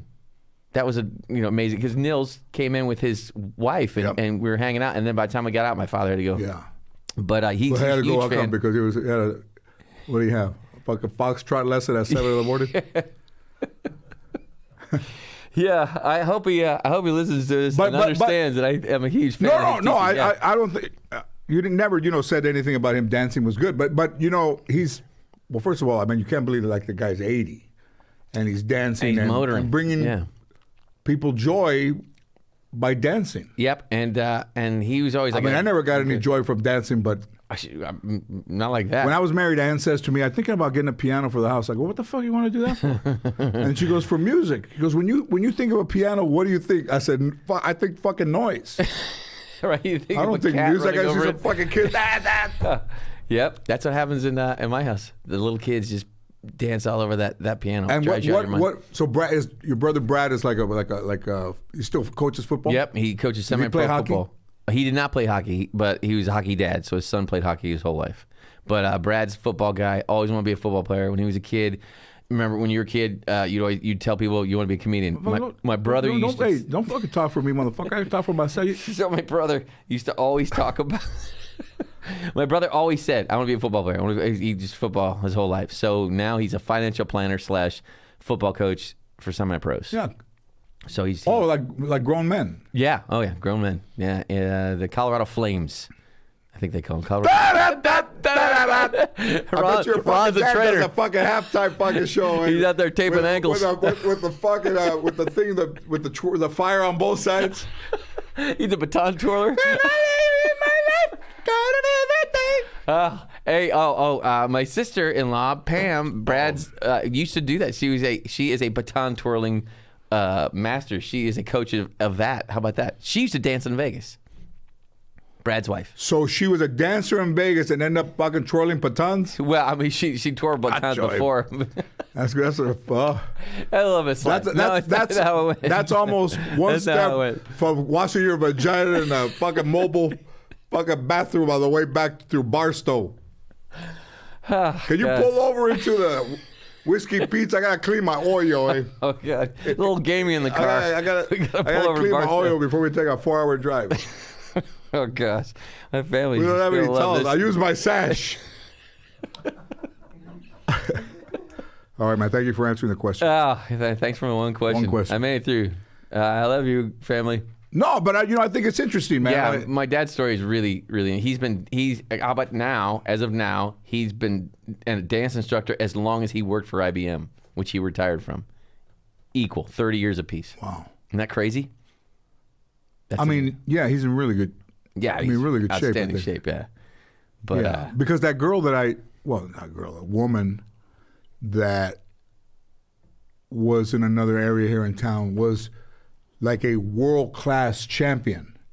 And I remember with the whole big, like to the world. She's Brazilian, world champion ballroom dancer. Mm-hmm. And I remember somebody else's wife, that you know who, was a dancer, but like in Arizona, going to competitions. And then I said to her, I know a woman that's a world champion ballroom dancer. And he's like, do you remember her name? And I said, I don't. And, she says to me, oh, they got a lot of regions. I go, no, I think this is a world class. She goes, yeah, but it's probably like regional. So I looked her up and I showed it to her. She goes, oh yeah, that's the whole world.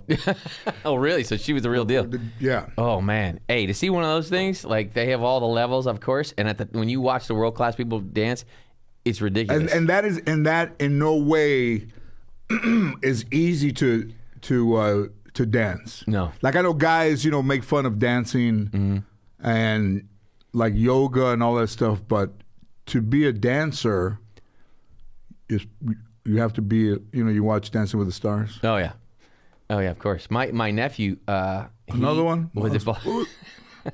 He learned. He's a big bodybuilder guy, like really fit, great dancer. But he learned ballroom dancing just to meet like older women, and he would just reel them in. That's fucking spooky. He as would fuck, reel them in. I mean, how old is he? He was in his 20s, and the women in their 30s, like mid 30s, would just be climbing he's banging all over women him. like 84. I mean, on slow nights. That was on Tuesdays. So one time we were in Palm Desert. We were in La Quinta, and we went to a bar that is frequented by people that I don't want to say they're older than me, but they are older than me. But I'm right in there.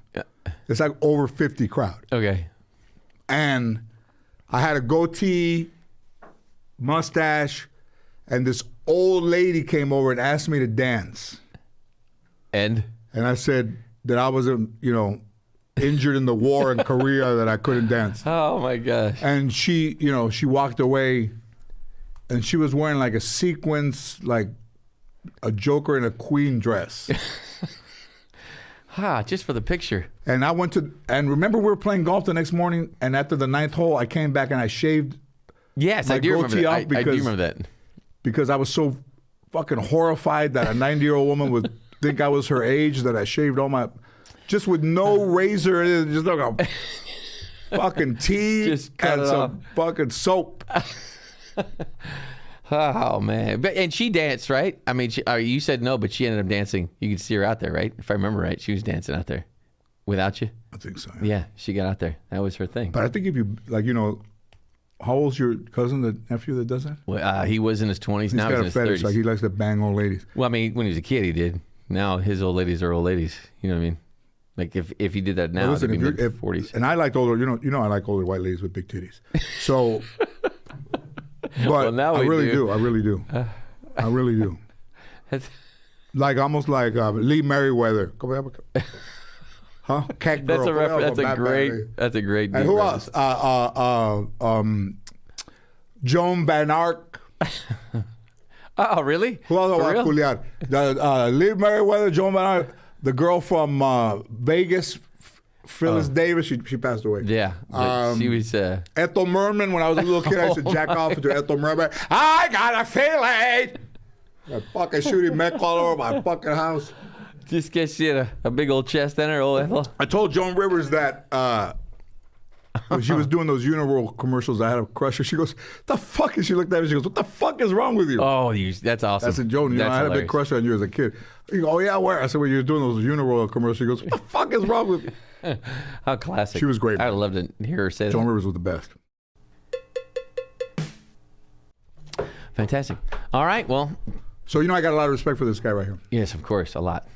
I know that.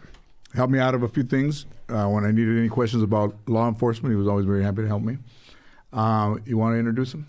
Yes, 22 years LAPD as a senior lead officer, among many other things. Victor Aguilar. Did you retire from the police force? Yes, sir. And how many? What do you say the average career of a not an LAPD officer, but just an officer in general? I would say it ranges between 20 and 27. Only the ones that want to stay longer after divorce or whatever, they'll stay at like 32, 33 years on. And after like 30 years, would you want to be? Where would you want to be if you started out on the streets as a police officer, 30 years later, what would somebody aspire to be, a detective or a... I think a lot of them will aspire to be a detective 3, level 3, lieutenant, captain. Some of them have higher aspirations, like being a commander, deputy chief, and chief. Yeah. The reason, the reason I wanted Victor to be in here is because I think, we have daughters and things like that. And I think that this time that we're living in right now is, what's the right word? Like when a lot of people are pretending to be people they're not. Correct. And I think a lot of that is even in the law enforcement, man. Like, I was watching these things on YouTube where guys were pretending to be police officers and they're not. Yes. And they have a car with lights and they pull people over and they take their driver's license, they take their information, and they're really doing traffic stops with red lights on their car, which is against the law, right? Yes. I can't have a Crown Vic with lights on it. The law says that it cannot be a red forward-facing red light. Right. That's a felony. You can have blue. You can have felony. You can have an amber light, and a lot of people try to do that and try to pull people over with those lights. So, FYI, for all your listeners, everybody that follows, that's a no-no. Don't be pulling over, and get to know your local police station. Okay, so that's a great point. Get to know. This is not even just right here in Los Angeles or wherever we are. This is just everywhere in the country, all over the world, probably. Get to know your police department, where it is. Have the number handy. Put it in your phones. I don't have it. Everybody's calling 911. But also, when something happens, you have to know where to go. And I think it's scary what's going on, because they pull people over, pull girls over, pull women over. They take their information. They're really exercising a full traffic stop with no other cops around. Right. And they can put you in the car. I think some people, a civilian would know that sometimes cops have unmarked cars. So if he says, hey, I'm a detective, but I can do traffic stops, get out of the car, and they cuff you and put you in the back seat, you're gone. Like, nobody would even know you're gone. Correct. So if somebody gets pulled over by a car that's not a black and white, or not a highway patrol, or not a motorcycle cop, what other type car can pull somebody over? Well, generally, usually here in Los Angeles and anywhere else, it should be the same way, where there should not be a unmarked police car trying to pull you over. It's always going to be marked black and white.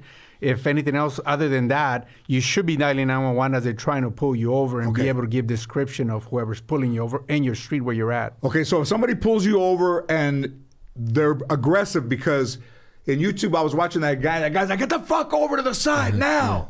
Wow. And the car goes over, and that's when you should be hitting 911 saying, I'm just got pulled over, I'm on the street right here, this guy is yelling at me, I'm not sure he's a police officer, and he's trying to make me get out of the car. That is correct, 100%. Okay.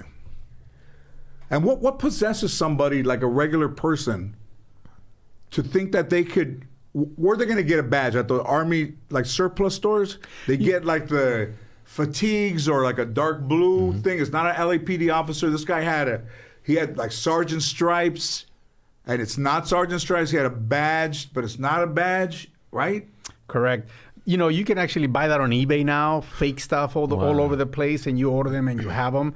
The biggest thing is, be aware of your surroundings. Also, again, I'll say it again, it has to be a forward-facing red light, because even if a wannabe cop, a fake cop, does that, that's a double whammy, because they're pulling somebody over, violating their rights, and you're also putting that red, it just carries enhancements for them to go to prison longer. So it tells you they're not fucking around, because if you have a red light facing forward, that's not a misdemeanor, that's a felony. Right. Wow. If somebody in an unmarked, like a super sport, tinted windows, trying to be cool, and then they put that, the old streets of San Francisco light up there. Starsky and Hutch there. And every time they turn, it falls off. Yeah.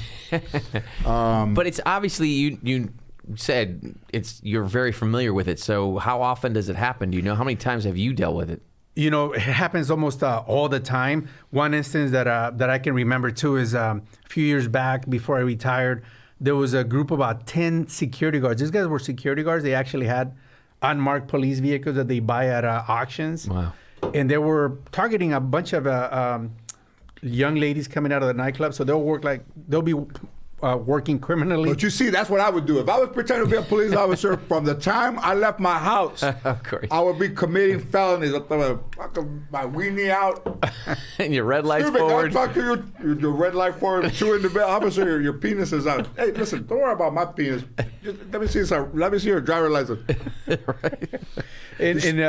So that was early, like in the morning. I'm talking about 3 and on, because usually from 1 to 2 or 2:30, real cops were out there trying to monitor everything, making sure everybody's getting home safe. Yeah. And so That's after their that, time, 3 to 6, because there's Right? they're kind of That's not the prime time, right? changeover and doing that stuff, right? And a lot of the security guards that are doing these crimes, or wannabe cops that are doing these crimes also, they tend to study when the shifts are changing for real police officers. So there's like a half hour, 45 minutes for them to do crimes. Wow. So during the daytime, we also came across a lot of these individuals that will target fruit vendors, like raspados, paletas, and also food trucks.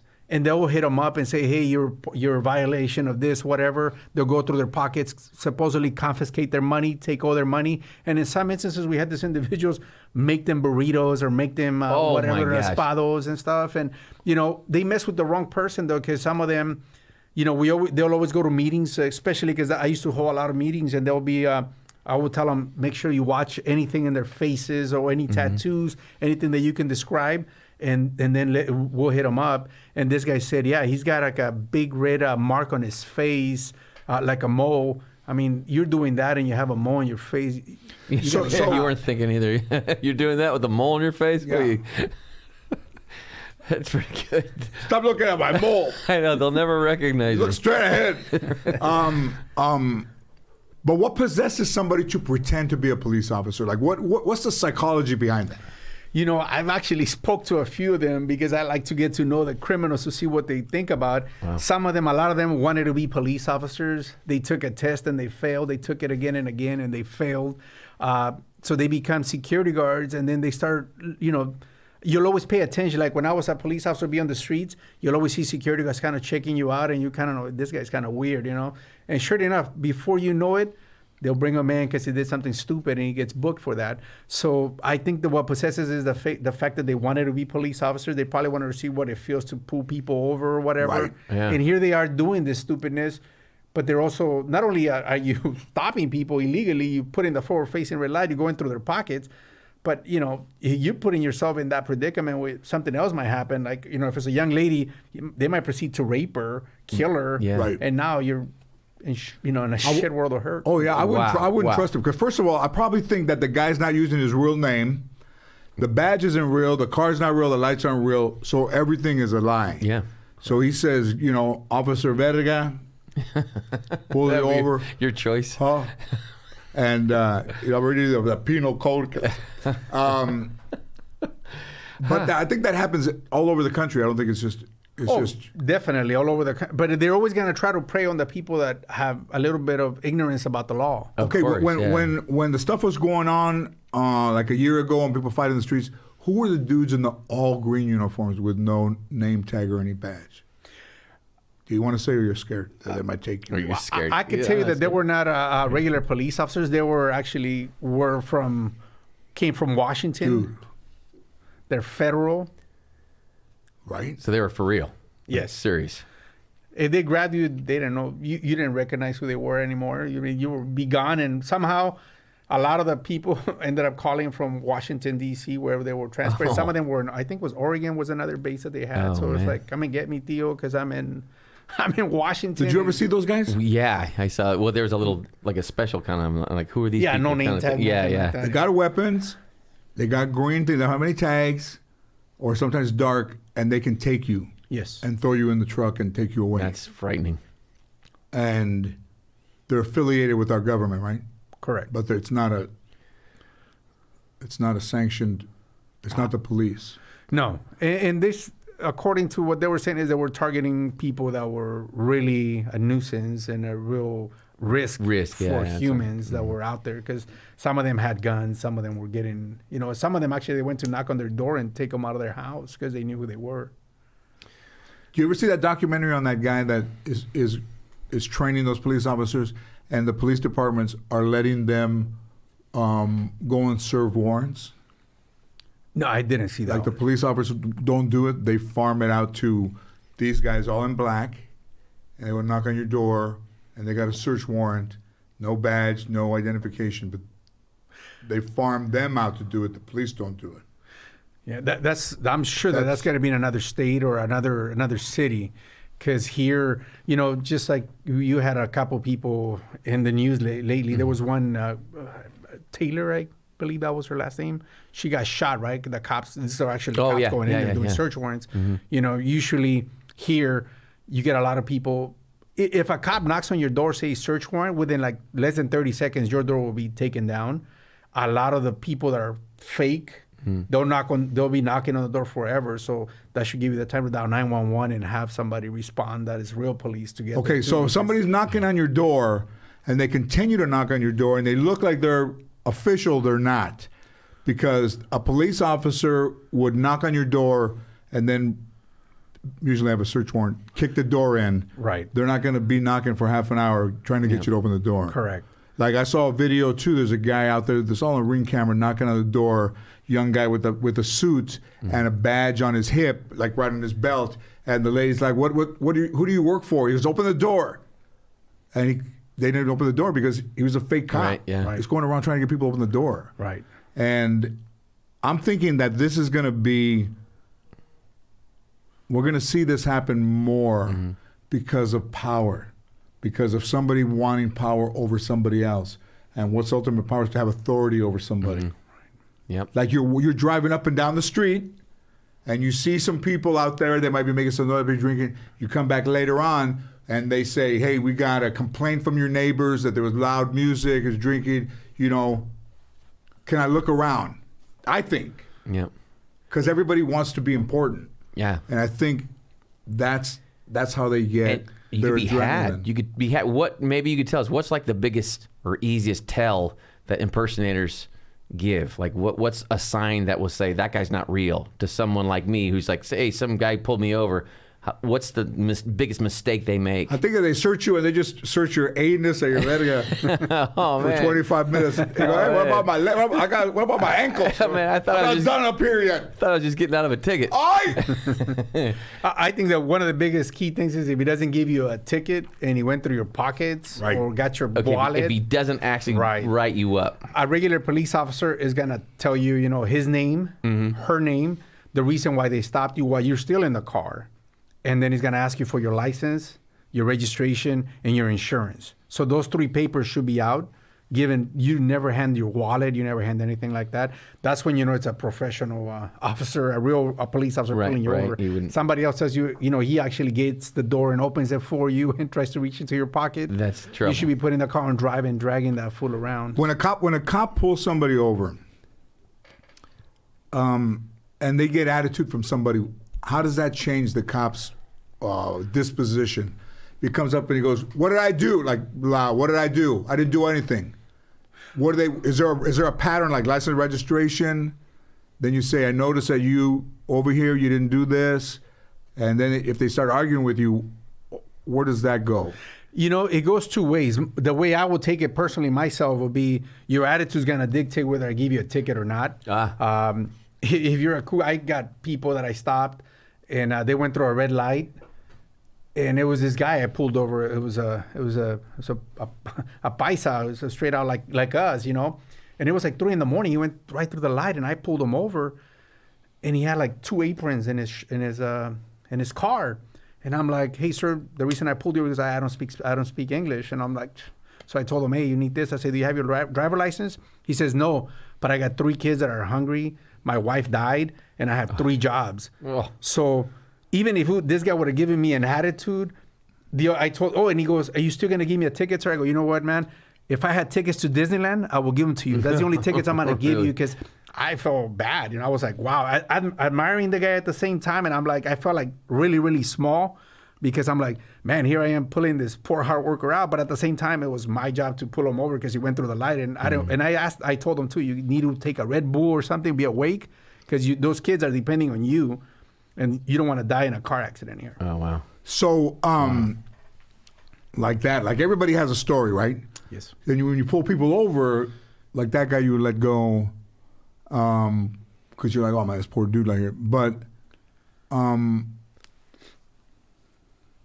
people trying to get out of it, or are they willing to take the ticket? Like if I did like all the times I got pulled over, I knew what I did. I wasn't trying to get out of it.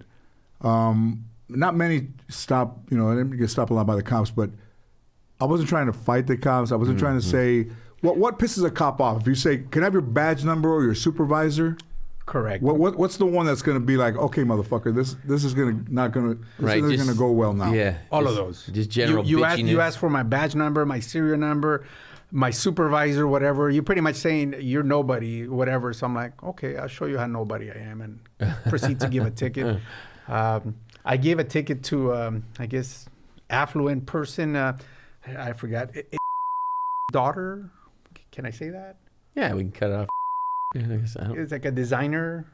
I pulled his. Actually, it was me and my partner and I, and he pulled her over because she's like driving erratically. She was driving. An Azure. Is that like a Rolls Royce or a Bentley? One of those two cars. Tell you, yeah. So, anyways, we pulled her over, and she gave lip to my partner, like, do you know who I am? I'm this, I'm that. And she was smoking, and I think she was 16 and a half. Wow. And my partner was shaking, and he's like, I can't give her the ticket, man. Look at the car she's driving. She says she's somebody. I'm like, fuck that. Yeah, so I went around and I said, you know what? Give me your license, registration, and insurance. I said, you don't talk to my partner like that. I said, you got to show a little bit more respect. Then I looked, and I said, there's not a real license. It will be valid till she's 18. So I gave her a ticket, and she was, oh, you'll see me in court. Oh, we go man. to court. It's a juvenile court, and she's there with two attorneys. And she's like trying to like saying, oh, that you usually like to give affluent people tickets. Do you take great pleasure in doing that? I go, no, I take great pleasure in educating people and teaching them a lesson. I said, because we are police officers, we're trying to help people out. And she's, saying that, she's somebody, and she could also get killed and get somebody killed the way she was driving. Right. Judge was having none of that, just guilty. Oh, beautiful. So that was the case on that one. Beautiful. What about, so I would probably say that if you're a police officer, that there's a camaraderie amongst officers. Yes. Right? But they all don't get along, but there is respect for somebody on the job, they would say on the job. If you get pulled over by a cop, they all don't have the same attitude. Like there isn't, like almost you go to Baskin Robbins, everybody acts the same. No matter what 30 will flick out to. Yeah, like okay, what flavor? Like same routine. But with police, like they're all different. Some maybe a little bit loud, personality-wise, they don't all have the same personality. No. And I think the minute that a motorist, even if you think that you got pulled over for no reason, I wouldn't, and I think it's probably good advice not to go off on a cop and just start laying into him. You motherfuckers don't have anything better to do than do, like, you don't want to do that, right? Correct. One of the things that impresses me usually because they teach us this at the academy, but when people actually go out and do it, that means that a lot of people have been getting trained. When cops pull you over, put your two windows down, your two front windows down, and if you got real tinted in the back, pull those down. Put your hands with open palms on the 10 and 2 on the steering wheel, which just side by side. Say, officer, just to let you know this is who I am. I got my ID, whatever. And then they'll say, okay, put him down, and that it kind of makes them at ease. And they kind of know, okay, this guy's already going with the flow. Let's just chill. Let's see what he's about. And you're probably going to get out of a ticket 99 times out of 100 easily when you play by the rules. But if you come up with an attitude, you're probably going to get a ticket 99 times out of 100. But if they pull you over and they say, you know how fast you were going, you most likely were speeding. They're not pulling you over because they thought they saw something. They're pulling you over because they saw something. Yes. So they're not. There's not a question mark like I pulled Bryan over. I think you were going a little too fast. Like I have to know that he was going over the speed limit before I pulled him over. Not question. Usually for speeding, anybody will stop you. But if a motorcycle stops you, they had, and also vehicles have them, but not all of them. But motorcycle cops will have a radar, and they already watched you flying down. They have you in a radar. They have you the speed, the speedometer, everything going down. And if you don't get a ticket when a motorcycle officer pulls you over, go buy a lotto ticket because you're in luck. Oh, really? Yeah, you're going to get a ticket. If a motorcycle cop pulls you over, you're going to get a ticket. Correct. Okay, so when you pull somebody over in the car or truck or come from work, wherever with the kids, you're not really going to uncover any real crime, right? No, there's not. You ever found a body like in the trunk or anything like that? Somebody with a gun that you pull over and they have a gun or they have, stashed anywhere? Because I'm thinking that then you get to the point where the real violent crime is not somebody you're going to pull over in a traffic stop, most likely. So that's almost like the undercurrent of the streets, but then the drugs and the human trafficking and all the other stuff is a higher thing. A patrol officer is really not going to probably run into much of that stuff? Or is that more detectives or people turning other people in? You know what I'm saying? Because the level of crime. Yeah. So there's different ways. In LAPD, you got a special unit just for almost about everything. Right. You have your gang units. You have your special problems units. You have, I don't even know if you guys heard of SIS, but that's different. But that's a special problem. Those are the guys that will be undercover, laying on the floor, pretending they're homeless. Yep. And before they'll come out blasting. But these guys are badasses. Wow. I respect that to them. But you also have like your gang and your special problems unit. They're regular police car, but they don't have the lights. But it is marked black and white, and they do have the lights inside and it's forward facing red. Those guys they're called crime suppression units. They'll go out and find out if you're driving a car, it's all beat up, no plates, tinted windows, and you're in neighborhoods that are hot. What I mean by hot, you don't just go because, that's a minority living there or anything. You just base yourself on other crimes that have happened, like how many shootings, how many burglaries, how many robberies. So it's like a cluster that we put together. We're like, hey, this cluster's going on here with all this crap. So then we send the officers there, and they'll start running cars. They go through a stop sign or whatever, and we pull them over, and they start taking off. That's when you see a lot of the pursuits. And then you see them throwing money or throwing guns, throwing weed, cocaine, crystal, anything. Boom, out the window. So when you pull those guys over, you're like, man, these guys are wanted for just about every single thing, from kidnap to murder to trafficking to just name it. Right. And that's the crime suppression type of traffic enforcement, which is a little different. Has the body camera, has that it sounds like a stupid question, but the body camera footage, what's the purpose of that? So that if you come up to me, you're going to see me, right? I'm not going to see you. Right. And then you're going to say license and registration and go, well, I didn't do anything. And Right. you have all of it documented. Yeah. So for that, I came on the era before cameras, even before computers. But now with the camera and all that, to me, it reminds me to be professional. Right. And don't be motherfucking anybody or trying to slap people around or anything like that. So it keeps me professional, but it also keeps an eye on the person that I'm talking to. So if that person dictates, as an officer, our job is to watch your hands, watch what you're moving, watch every single move that you're doing, because we're trained to potentially you can kill us. That's So right. That's what that's for, to document anything that we might do to you because you dictated that. Now, it can incriminate me if I am like a wannabe gunslinger that I just want to go gun hole people. It'll be like, hey, dude, you need to go put yourself in the penalty box because you're no good. Can the job change somebody to almost not have respect for the communities that if you're trying to do a good job and people are not respectful of you, a lot of people disrespect the police, do guys that are, or women that are police officers, would they leave the force maybe like after maybe 10 years and like, I'm not doing what I really thought I was going to do. The community doesn't respect us. It's dangerous. And, I might, do they leave? I think you're right about that. They become desensitized. One of the biggest things that I actually was always upset and arguing about is that you have a lot of people in this community trying to become cops. males and females that work hard. They try to stay out of trouble. And yet they'll hire somebody from Tennessee.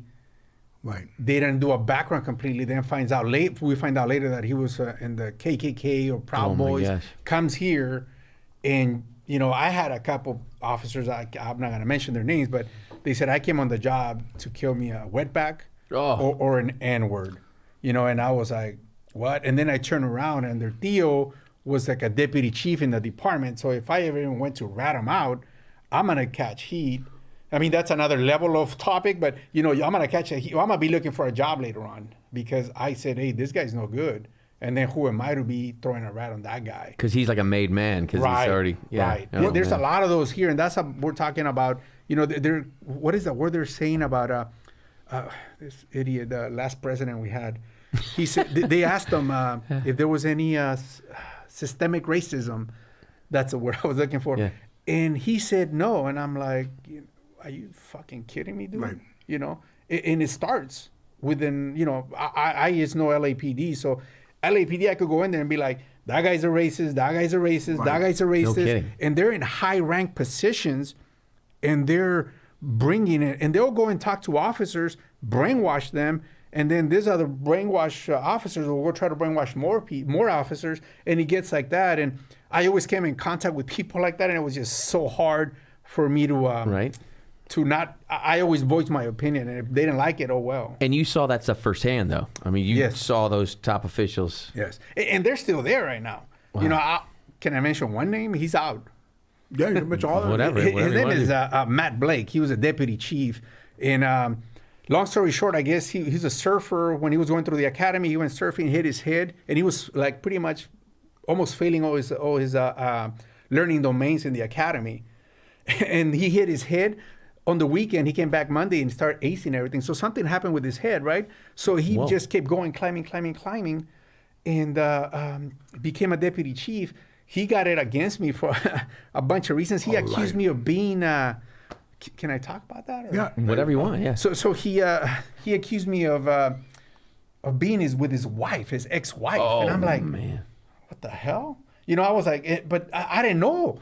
This guy was actually losing his fucking mind as we were going. And he had, tentacles in the department. So he sends me from one division to another because I'm working directly from him. I think I remember that. Yeah, and then he pretty much tried to fuck me over so many times. And then he tried to demote me, and I like slammed my hands, and he got up real quick and was holding his gun. And I'm like, Oh, my are you gosh. kidding me? I'm like, and there was other officers. There's one lady that's she's the chief of San Jose right now, and she was in that in there. And he's like, you need to calm down. At that time, he was already a deputy chief or Commander Blake. You need to calm down. And I'm like, dude, I just looked like what? Like a deer with headlights. Like what the a hell? crazy story. Yeah. though. So that's one of the things that made me just let me get the hell out of here. But that's a Because there's dangerous so many person to stuff. be. I mean, once a guy gets or a person gets on the force, do they evaluate them like maybe after 5 years, or like with your driver's license you have to go every once in a while and get it renewed, or you're just in? You're in. You're in, and it's up to you to police yourself to make sure you don't get in trouble. They do give you classes on how to deal with whatever issues are coming up, but like you said, like physically, they do have a psychologist or psychiatrist ready if you want to go talk, but it's not forced upon you to say, hey, you need to go over here and talk to. So if somebody if somebody that's listening is in a neighborhood where they think maybe a house something might be happening there, or some people might be doing some shady stuff, would you recommend that they call the police to say there's some mysterious activity on my street? These people come at late hours and they're doing this. Or is it better just to mind your own business? You know what? It depends what your quality of life, how you want to live. If you don't want, Because if they find out that you did it, right. So one of the thing for that will be you should just. We mentioned this, get to know your police department, your division where you live. Go inside and talk to your senior lead officer, who's a guy that will have a lot of officers working, and he's got the knowledge of who to go talk to and make that happen. So, and you're going to fill out a paper saying you want to remain anonymous. A matter of fact, if I'm the senior lead and you talk to me, I don't even want your name. I want to know your address, the address of the individual. Okay. And the description and what they're doing in the hours. So if somebody's filing a complaint, you don't really have to give your name. No, not at all. Okay. You don't have to be that. But also, I think that a lot of stuff goes on, and people turn a blind eye. But what they're really doing is destroying the community. And it's not. I don't think you're really ratting. I just think it's if some bad activities on your street, it's going to grow. It's not going to go away. Right. Like there was some. I lived around some people that were bad. I remember one time I was in a hotel, in the next room they were weighing drugs. No. Like I could hear them, talking about the scale and bring this over here and stuff like that. Wow. You know what it was? Jeremy Yeah, Horvath. The Horvath cartel. The Horvath cartel. So, what does defund the police mean? Because I don't think most. Do you know what defund the police means? Well, I think they Do you want know what it really means? I believe it's that lower what the taxpayers pay to keep the police going, correct? That's what they're after. They don't want to give as much taxpayer money to aid the police department, right? Watch out, fucking Bernie Sanders. Well, yeah. You're absolutely right. Hey. One of the things that Feel that burn, puto. one of the things that you have to understand is if you defund the police, I'll tell you another. I mean, I got a bunch of stories, but one of them I was eating on. There's a restaurant on Vermont and 8th Street. There's a Thai place. It's got a big old window, right? And I'm just sitting down to eat, and I turn around, and I see this 3 gangbangers hit up the other gangbanger, and they stabbed him. As soon as I turned my head, I looked. They must have stabbed him at least 28 times. Oh, my gosh. And then they saw me and my partner, and they're like, holy shit, they took off. That guy ran across the street, the guy that got stabbed, across the street, and he says, sir, never in my fucking life have I ever been so glad to see a police officer. And he collapsed, but because this guy saw us, they were making his way up. They were just hitting him up on the chest and stomach. They were making his way up to his neck, and they didn't do it because we got him. But unfortunately, fortunately, they didn't stab him in any vital areas. And the guy lived. Wow. And he actually changes his life around. And it was kind of nice to see somebody that changed his life. And he will come around the station and said, man, if it wasn't for you guys, I would have been dead. So if you're talking about defunding the police, be careful what you wish for, because shit might happen to you and you're going to be like, damn, where are they now? So defunding the police would, because already I think every police force is understaffed. Yes. I think the LAPD could use 1,000 more officers, but Maybe nobody 3. wants to be a police officer, right? Right. They don't. I got out. And you know, no, of course, but I'm saying, like, if nobody wants to be a police officer, that's a huge problem. Yeah, and if because crime's not going to go away.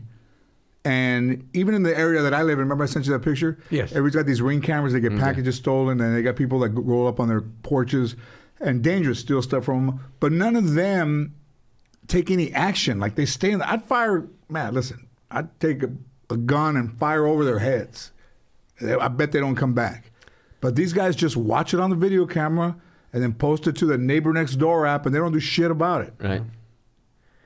Yeah, I'm ignorant in the defunding the police as how that would help anybody. Because if you're having a problem with your police department, it probably means it's because it's not at the level it needs to be, and the only way it could be at the level you want it to be is to fund them more. That would make sense to me. I don't know if that makes sense to you. I think part of the defunding the police comes from people that are angry at cops that are fucking things up. And goes back to systemic racism, going in there and you're hiring people not from the community. I mean, here in California, we got over 40 million people. We should be picking people that are police officers within this state. Mm-hmm. Right. I don't know why we're going some other places. They don't even like any other people. So, I mean, just get it done over here. And then also, when you get caught, if an officer gets caught doing some criminal stuff, hang them out to dry. Fuck them. Yeah. If you're doing something stupid, you're gonna try to taint all the other officers. So put that fucker out to dry. And I think when they're talking about defunding the police is because most of the money, aside of the salaries that are paid for the officers, it goes to settling lawsuits. And it's just incredible. Wow. That's a part we wouldn't know about, right? Yeah, so that should be, when you talk about defunding, I think officers, there should be people in place to be saying, I would love for that to happen. Deputy Chief, you're getting paid $250,000. You're a racist. Get the fuck out of here. Let's bring in somebody else that will do a better job and that will have a better leadership and teach these cops that, you know what, go out there and do your job, but don't go on trying to beat people. Don't go on trying to do something that's dumb, that's going to create, you know, this big old massive walks that we saw, you know, and people just protesting because they're tired and they're not going to take it anymore. So that will go as defund the police. You know, that's what I. Okay, let me ask you, what is the job of the sheriff's department? Because if you have the police department, then you have the sheriff. Remember Sheriff John when you were little? Of course. On Channel 11? And all he did was sing songs. So what, you know, it wasn't the LAPD. Sheriff John. It wasn't LA Police Officer John. It was It was Sheriff John. So already Andy Griffith, he was a sheriff. You almost think that, I don't want to disparage sheriffs, but in the, Deputy Dog was a sheriff. You know what I mean? Like, you know, Deputy Dog wasn't LAPD. Deputy Dog, the badge was like a fucking starfish. I mean, you know, what authority do they have? Okay. Well, first of all, I have great respect for the sheriffs. Puto, fucking don't put me. Thanks, thanks a lot. Well, Fucking I was get just shot fucking through 2 cars. no, I'll be there with you. Before I fucking rock my- I know, right? You're the defund the sheriff's guy. Oh no. Well, I think the job that they do is on the cities that do not have police departments, and they're also come in and actually help small police departments. Like, you know, I remember Arcadia had a double homicide a few months ago, and they don't have the resources, so sheriffs will come in and they'll take over for that scene, the homicide scene, and then they'll bill that city for their services. I did not know that. Oh my God. I did not know that. I swear. That's okay. So they're almost like. So does Arcadia have their own police? I believe Arcadia does, and there's a part that's unincorporated that belongs. The sheriffs patrol that. You know, it seems crazy to me that in 2021 that there wouldn't be just almost like full coverage where you were protected everywhere, Right. and that you wouldn't have to like farm out the sheriffs to come in, Right. and that, you know, you would be under one. Especially in this part of the country, you would think that would never be the case. All right, You know, they have a boring motherfucker. they have a There we go. Get in there, Daddy. Maywood was a police department, and because of lawsuits, they lost all their money, Right. and the sheriffs came in and took over. And you know, I did say I have great respect for the sheriffs, but they're, you know, I call them, they're like stomachs. You know, everything they touch, they turn into shit. Because, you know, Maywood was not that bad. Now you go see their crime, Yeah, and it's Maywood, like right. to shit. Oh. You know, there's other cities that they want to come in and take over, like small other departments. Like, you know, there was talks about Alhambra, Monterey Park, Montebello, and the people that are like, no, we don't want you guys there because Right. you guys, first of all, They're not LAPD. they're not. No, they're regular. They're Montebello PD, Alhambra PD. They're good coppers there. You call them, they come up real quick. They take care of business. And you know, it's been my experience, personal experience, where the sheriffs are patrolling, let's say Maywood, and they don't have not even one sheriff patrolling in Maywood. That fucker has to come from the marina, code 3, meaning lights and siren, get his ass all the way over there to answer a radio call. So can you imagine if you live in a place and you got to call the sheriff? You know, again, no pun intended, but shit, you got to call it what it is. Wow, man, that's. half an hour till he gets there or whatever. It's like Yeah, you crazy. might be dead twice. Yeah. And there's nobody else to call, right? There's no No. ADT, those vatos? I mean, you could call. You could get yourself a security team, like you said. And there's what, like an what about team. Hang on, ADT or the fucking McGruff for that crime dog? Which one's his? What cars are his? McGruff. That's right. I think But LAPD had them for Dare or something. Oh yeah, Oh, he yeah, was for there. Dare. He was there. Oh, my graph. The Lion and McGruff. So if you hire a private security like where I live, and they drive around, fucking cars smell like pelos and shit. You know, they don't have any authority. What does that guy have on him? I think pepper spray. right. Son todos cagados from driving around. Probably. Presto oil. Like, right. You know, swollen prostate. Yeah, I don't think they have anything. He's like, oh yeah, something like that. Presto oil. Yeah, they probably got a Presto. Presto, yeah. You gotta check his oil every 10 miles. Right. So after that guy shits on himself, he sees somebody robbing a house, and he drives up. What does everybody pays? Oh God! Fucking puts it in reverse. So let's say a neighborhood is paying. Is that a scam? Like if you have, I don't even want to say. Let's say you have Horvath security, and you sign up for a month, maybe $250, and they pass by your house 13 times a night, and you feel safer because you have. Are they effective? What are they doing? You know, again, I think talking to criminals. Right? You know what I'm saying? Yeah. Yeah, I get. Yeah. Because, the LAPD is not going to be there. So the people where anybody lives, if you see a guy driving around, he puts his light, and he, who's there? But does he have any legal authority? Yeah, because I always thought he was there to call you. Right. As a security guard, pretty much you have to be there just to be highly visible, to deter whatever it is. But technically, you can't do shit. You can't do anything there at all. So, but the one thing that I was gonna get into is, I interview so many career criminals. Couple things they tell you, and if they're listening, hopefully they can vouch. It'll be, I talk to the criminals. They'll say like, you know what? If I walk around and I see a security guard, I see a camera, or even the little things that it says ADT or whatever. Yeah. He says, I go to the next house because that carries an enhancement if I get booked. Okay. So they'll look for it's like a broken window concept. They'll be like, hey, nobody says shit over there. They don't have anything on the left. But if I go to the right, they even have this fucking security guard with pee stains all around. Right. But that's enough for me to look somewhere else because they're still there and they'll make a nuisance for me. They'll dial 911. So it'll be an additional call that's going to be generated. So I'd rather go to the place that nobody calls. So they do work at some level. At some level. Just the visibility. Yeah, it's like having a dog at the house. He's a whistleblower kind of guy. Now, if somebody wants to take you out or whatever, he's just going to be another victim. Really? But that's another hardcore thing. So it depends who you are, what you have. You want to get the right person. What does that guy have in his car? Does he have a radio? Maybe a can with a fucking string?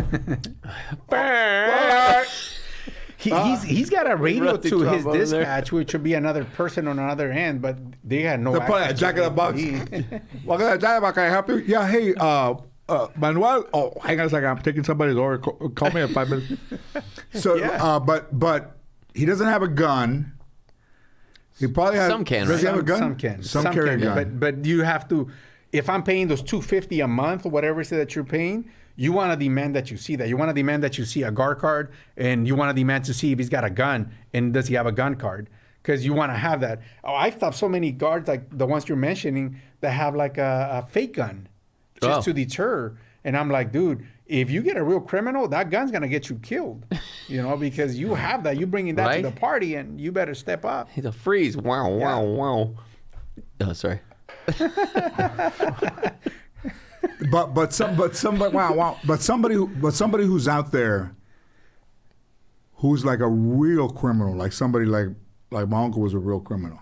Like that dude could, he worked around the nights, he could slide in and out. He was just, he was good at going unseen, but he was stealing shit, delivering drugs and all that shit. But he knew his way around the system. He worked in a car wash, so it wasn't something that you had to, be there every day and all that stuff. But he every day that he got up, he thought criminally. He didn't think in terms of like, how can I get through this beautiful day? He's like, where can I fuck somebody over? Where can I get some money? What can I steal something off somebody's porch or some shit? Like people stealing packages off of people's porches, right? Right. Those are opportunistic type of, crimes. You see a box and motherfuckers just stop and run and get out. Something like, your uncle, people like that, those are the ones that you want to be careful. But those are the ones that will tell you, they'll look in that, they'll scope a house before they go hit it. They'll come in a day before, 3 days before, they'll check it out. And if they see something they don't like a camera, right, big old sign, whatever it is, or so a all dog, all that stuff works. The camera, ADT, those even your signs are, that's cool. Put all that stuff out and they'll look for the house that's minimal. they don't want to mess with. Why do people still leave valuable shit in their car when somebody walks by? Or they see like a computer or some headphones. They break in and take them, right? Yeah, I mean, I could tell you because they're stupid, you know. But I mean, Well, there you But why was just I mean, I mean, in the neighbor next door, somebody says, "Oh, be careful because there's a guy going around breaking into cars. I got a computer taken, my headphones, and some shoes." Like you're fucking leaving them in the open. Yeah, right. You're drawing that guy to my neighborhood. yeah. And in some instances, they even leave the car unlocked. So they just open it up and take everything. Man, Because that's and brutal. some of them will be like, "Oh, I didn't want them breaking my glass, my window." I'm like, Whoa, yeah. for real. Yeah, They're like, I'd yeah, rather you have get- them just walk in than. and just get the stuff. What can people do to their own house and car to make themselves safe, to feel safer? Should women carry? You know, they told women to put the keys between their fingers. That's hand to hand. That's already done. Come on, you're Yeah. right. A guy or anybody somebody that's going to attack anybody is not going to go. Are your keys between your fingers? Because if they are, I'm getting the fuck out of here. You know how they told you to, you know. Right. But those Yeah, guys are like that's monsters, man. It's yeah. like fighting a monster. Right. I think the biggest thing if you could have would be like maybe pepper spray. Yeah, right. And learn how to practice how to you know, like you get a gun, you got to practice how to shoot because that's your best friend. I got some in the car right now. We go over there and me and Victor will shoot it at you. You see- Yeah, I want to see what it feels like. in your culo, eh? Just practice, and Especially you'll see it's really effective. I mean, I sprayed a lot of people. Because yeah. That's a great start. No, it works. No, because it you know, you can't see. Right. And it puts you in a, you know, pepper spray, like if you're a regular person, you spray somebody, even a female too, gives you a chance to get away. That's one of the Of biggest course, things. yeah, you know? gives you a chance to run. We've gone as far as talking to like, I was dating a girl from Mexico and she liked hot food, so I would put some on the tip of my verga. She loved it. It didn't even make her cry or anything. Really? Like, I don't know what Man. you're putting. I don't know what kind of soap you're using, but I like it. That's called a Put it keeper. right in my oil. Eh? Well, thanks for coming in. Amazing. I mean, I learned a ton It's of good, stuff. huh? Yeah, it's So everybody be great stuff. safe. Yeah, please. And one last thing, if you don't mind me asking, if my daughter was driving and someone was going to pull her over and she didn't trust that it was a real cop, what should she do? okay, Sorry, my last question. one of the things, just make sure that the light is red, that she's getting pulled over, the time of day, and where she's getting pulled over. You know, hopefully is where it's a big city. The other one, if you're not safe, dial 911. You know, then call you. But first, dial 911 says, "Hey, I'm getting pulled over. I don't recognize this guy as a regular police officer. Can you let me know?" Usually, a police officer. If I'm gonna pull somebody over, I'm gonna get over the radio and say my location and the license plate of the vehicle I'm being pulled over. So if your daughter generates a call, says, "Yes, ma'am, that guy is a real police officer. He's pulling you over." Okay, thank you. And that way she'll feel at ease. And that'll come in within maybe 2 minutes at the Yeah. at the longest. Because that's what I'm thinking. If she doesn't pull over and the cop wants her to pull over, is there something that like the cop would say that we would know it's a cop? I mean, I don't know, to make her pull over, because I wouldn't want her to pull over just because he's like, I'm a real cop, and then you pull over. I mean, she just, is it okay? Does a cop does he have patience? You know what? You're driving? making a lot of. Does he have patience following someone for like 2 minutes while you Should figure you it out? go to a gas station and pull into a place that's well lit, like a 7-Eleven, a gas station? You could do that. somewhere instead of pulling over in some neighborhood. Yeah, exactly. That's what I'm saying. Just in the middle of you know what? And I think the officer, 99% of the times, will understand, like, hey, it's a single lady, and she wasn't feeling that, you know. They'll relay that. And then if she's not driving erratically, obviously, you know what? They'll get on the PA system and say, hey, pull over. So a police officer's not trying to pull you over in the middle of nowhere. Right. Yeah. Yeah, be worried about that. If you, especially like you're Already. coming from Vegas or something like that, yeah, you got to watch Right. that. Yeah, Right. because you guys get it. Like Right. if it's a dark place, you don't understand someone's gonna go. And we'll even guide you to tell you to keep going to the next block or where we'll see light, because we don't want to get shit alleged that we did something wrong. Well, thank you so much for being here. What That's good. Amazing guest, right? Right on. Thanks, Victor. Thank you for having me. Aguilar, thank you very much. Thanks.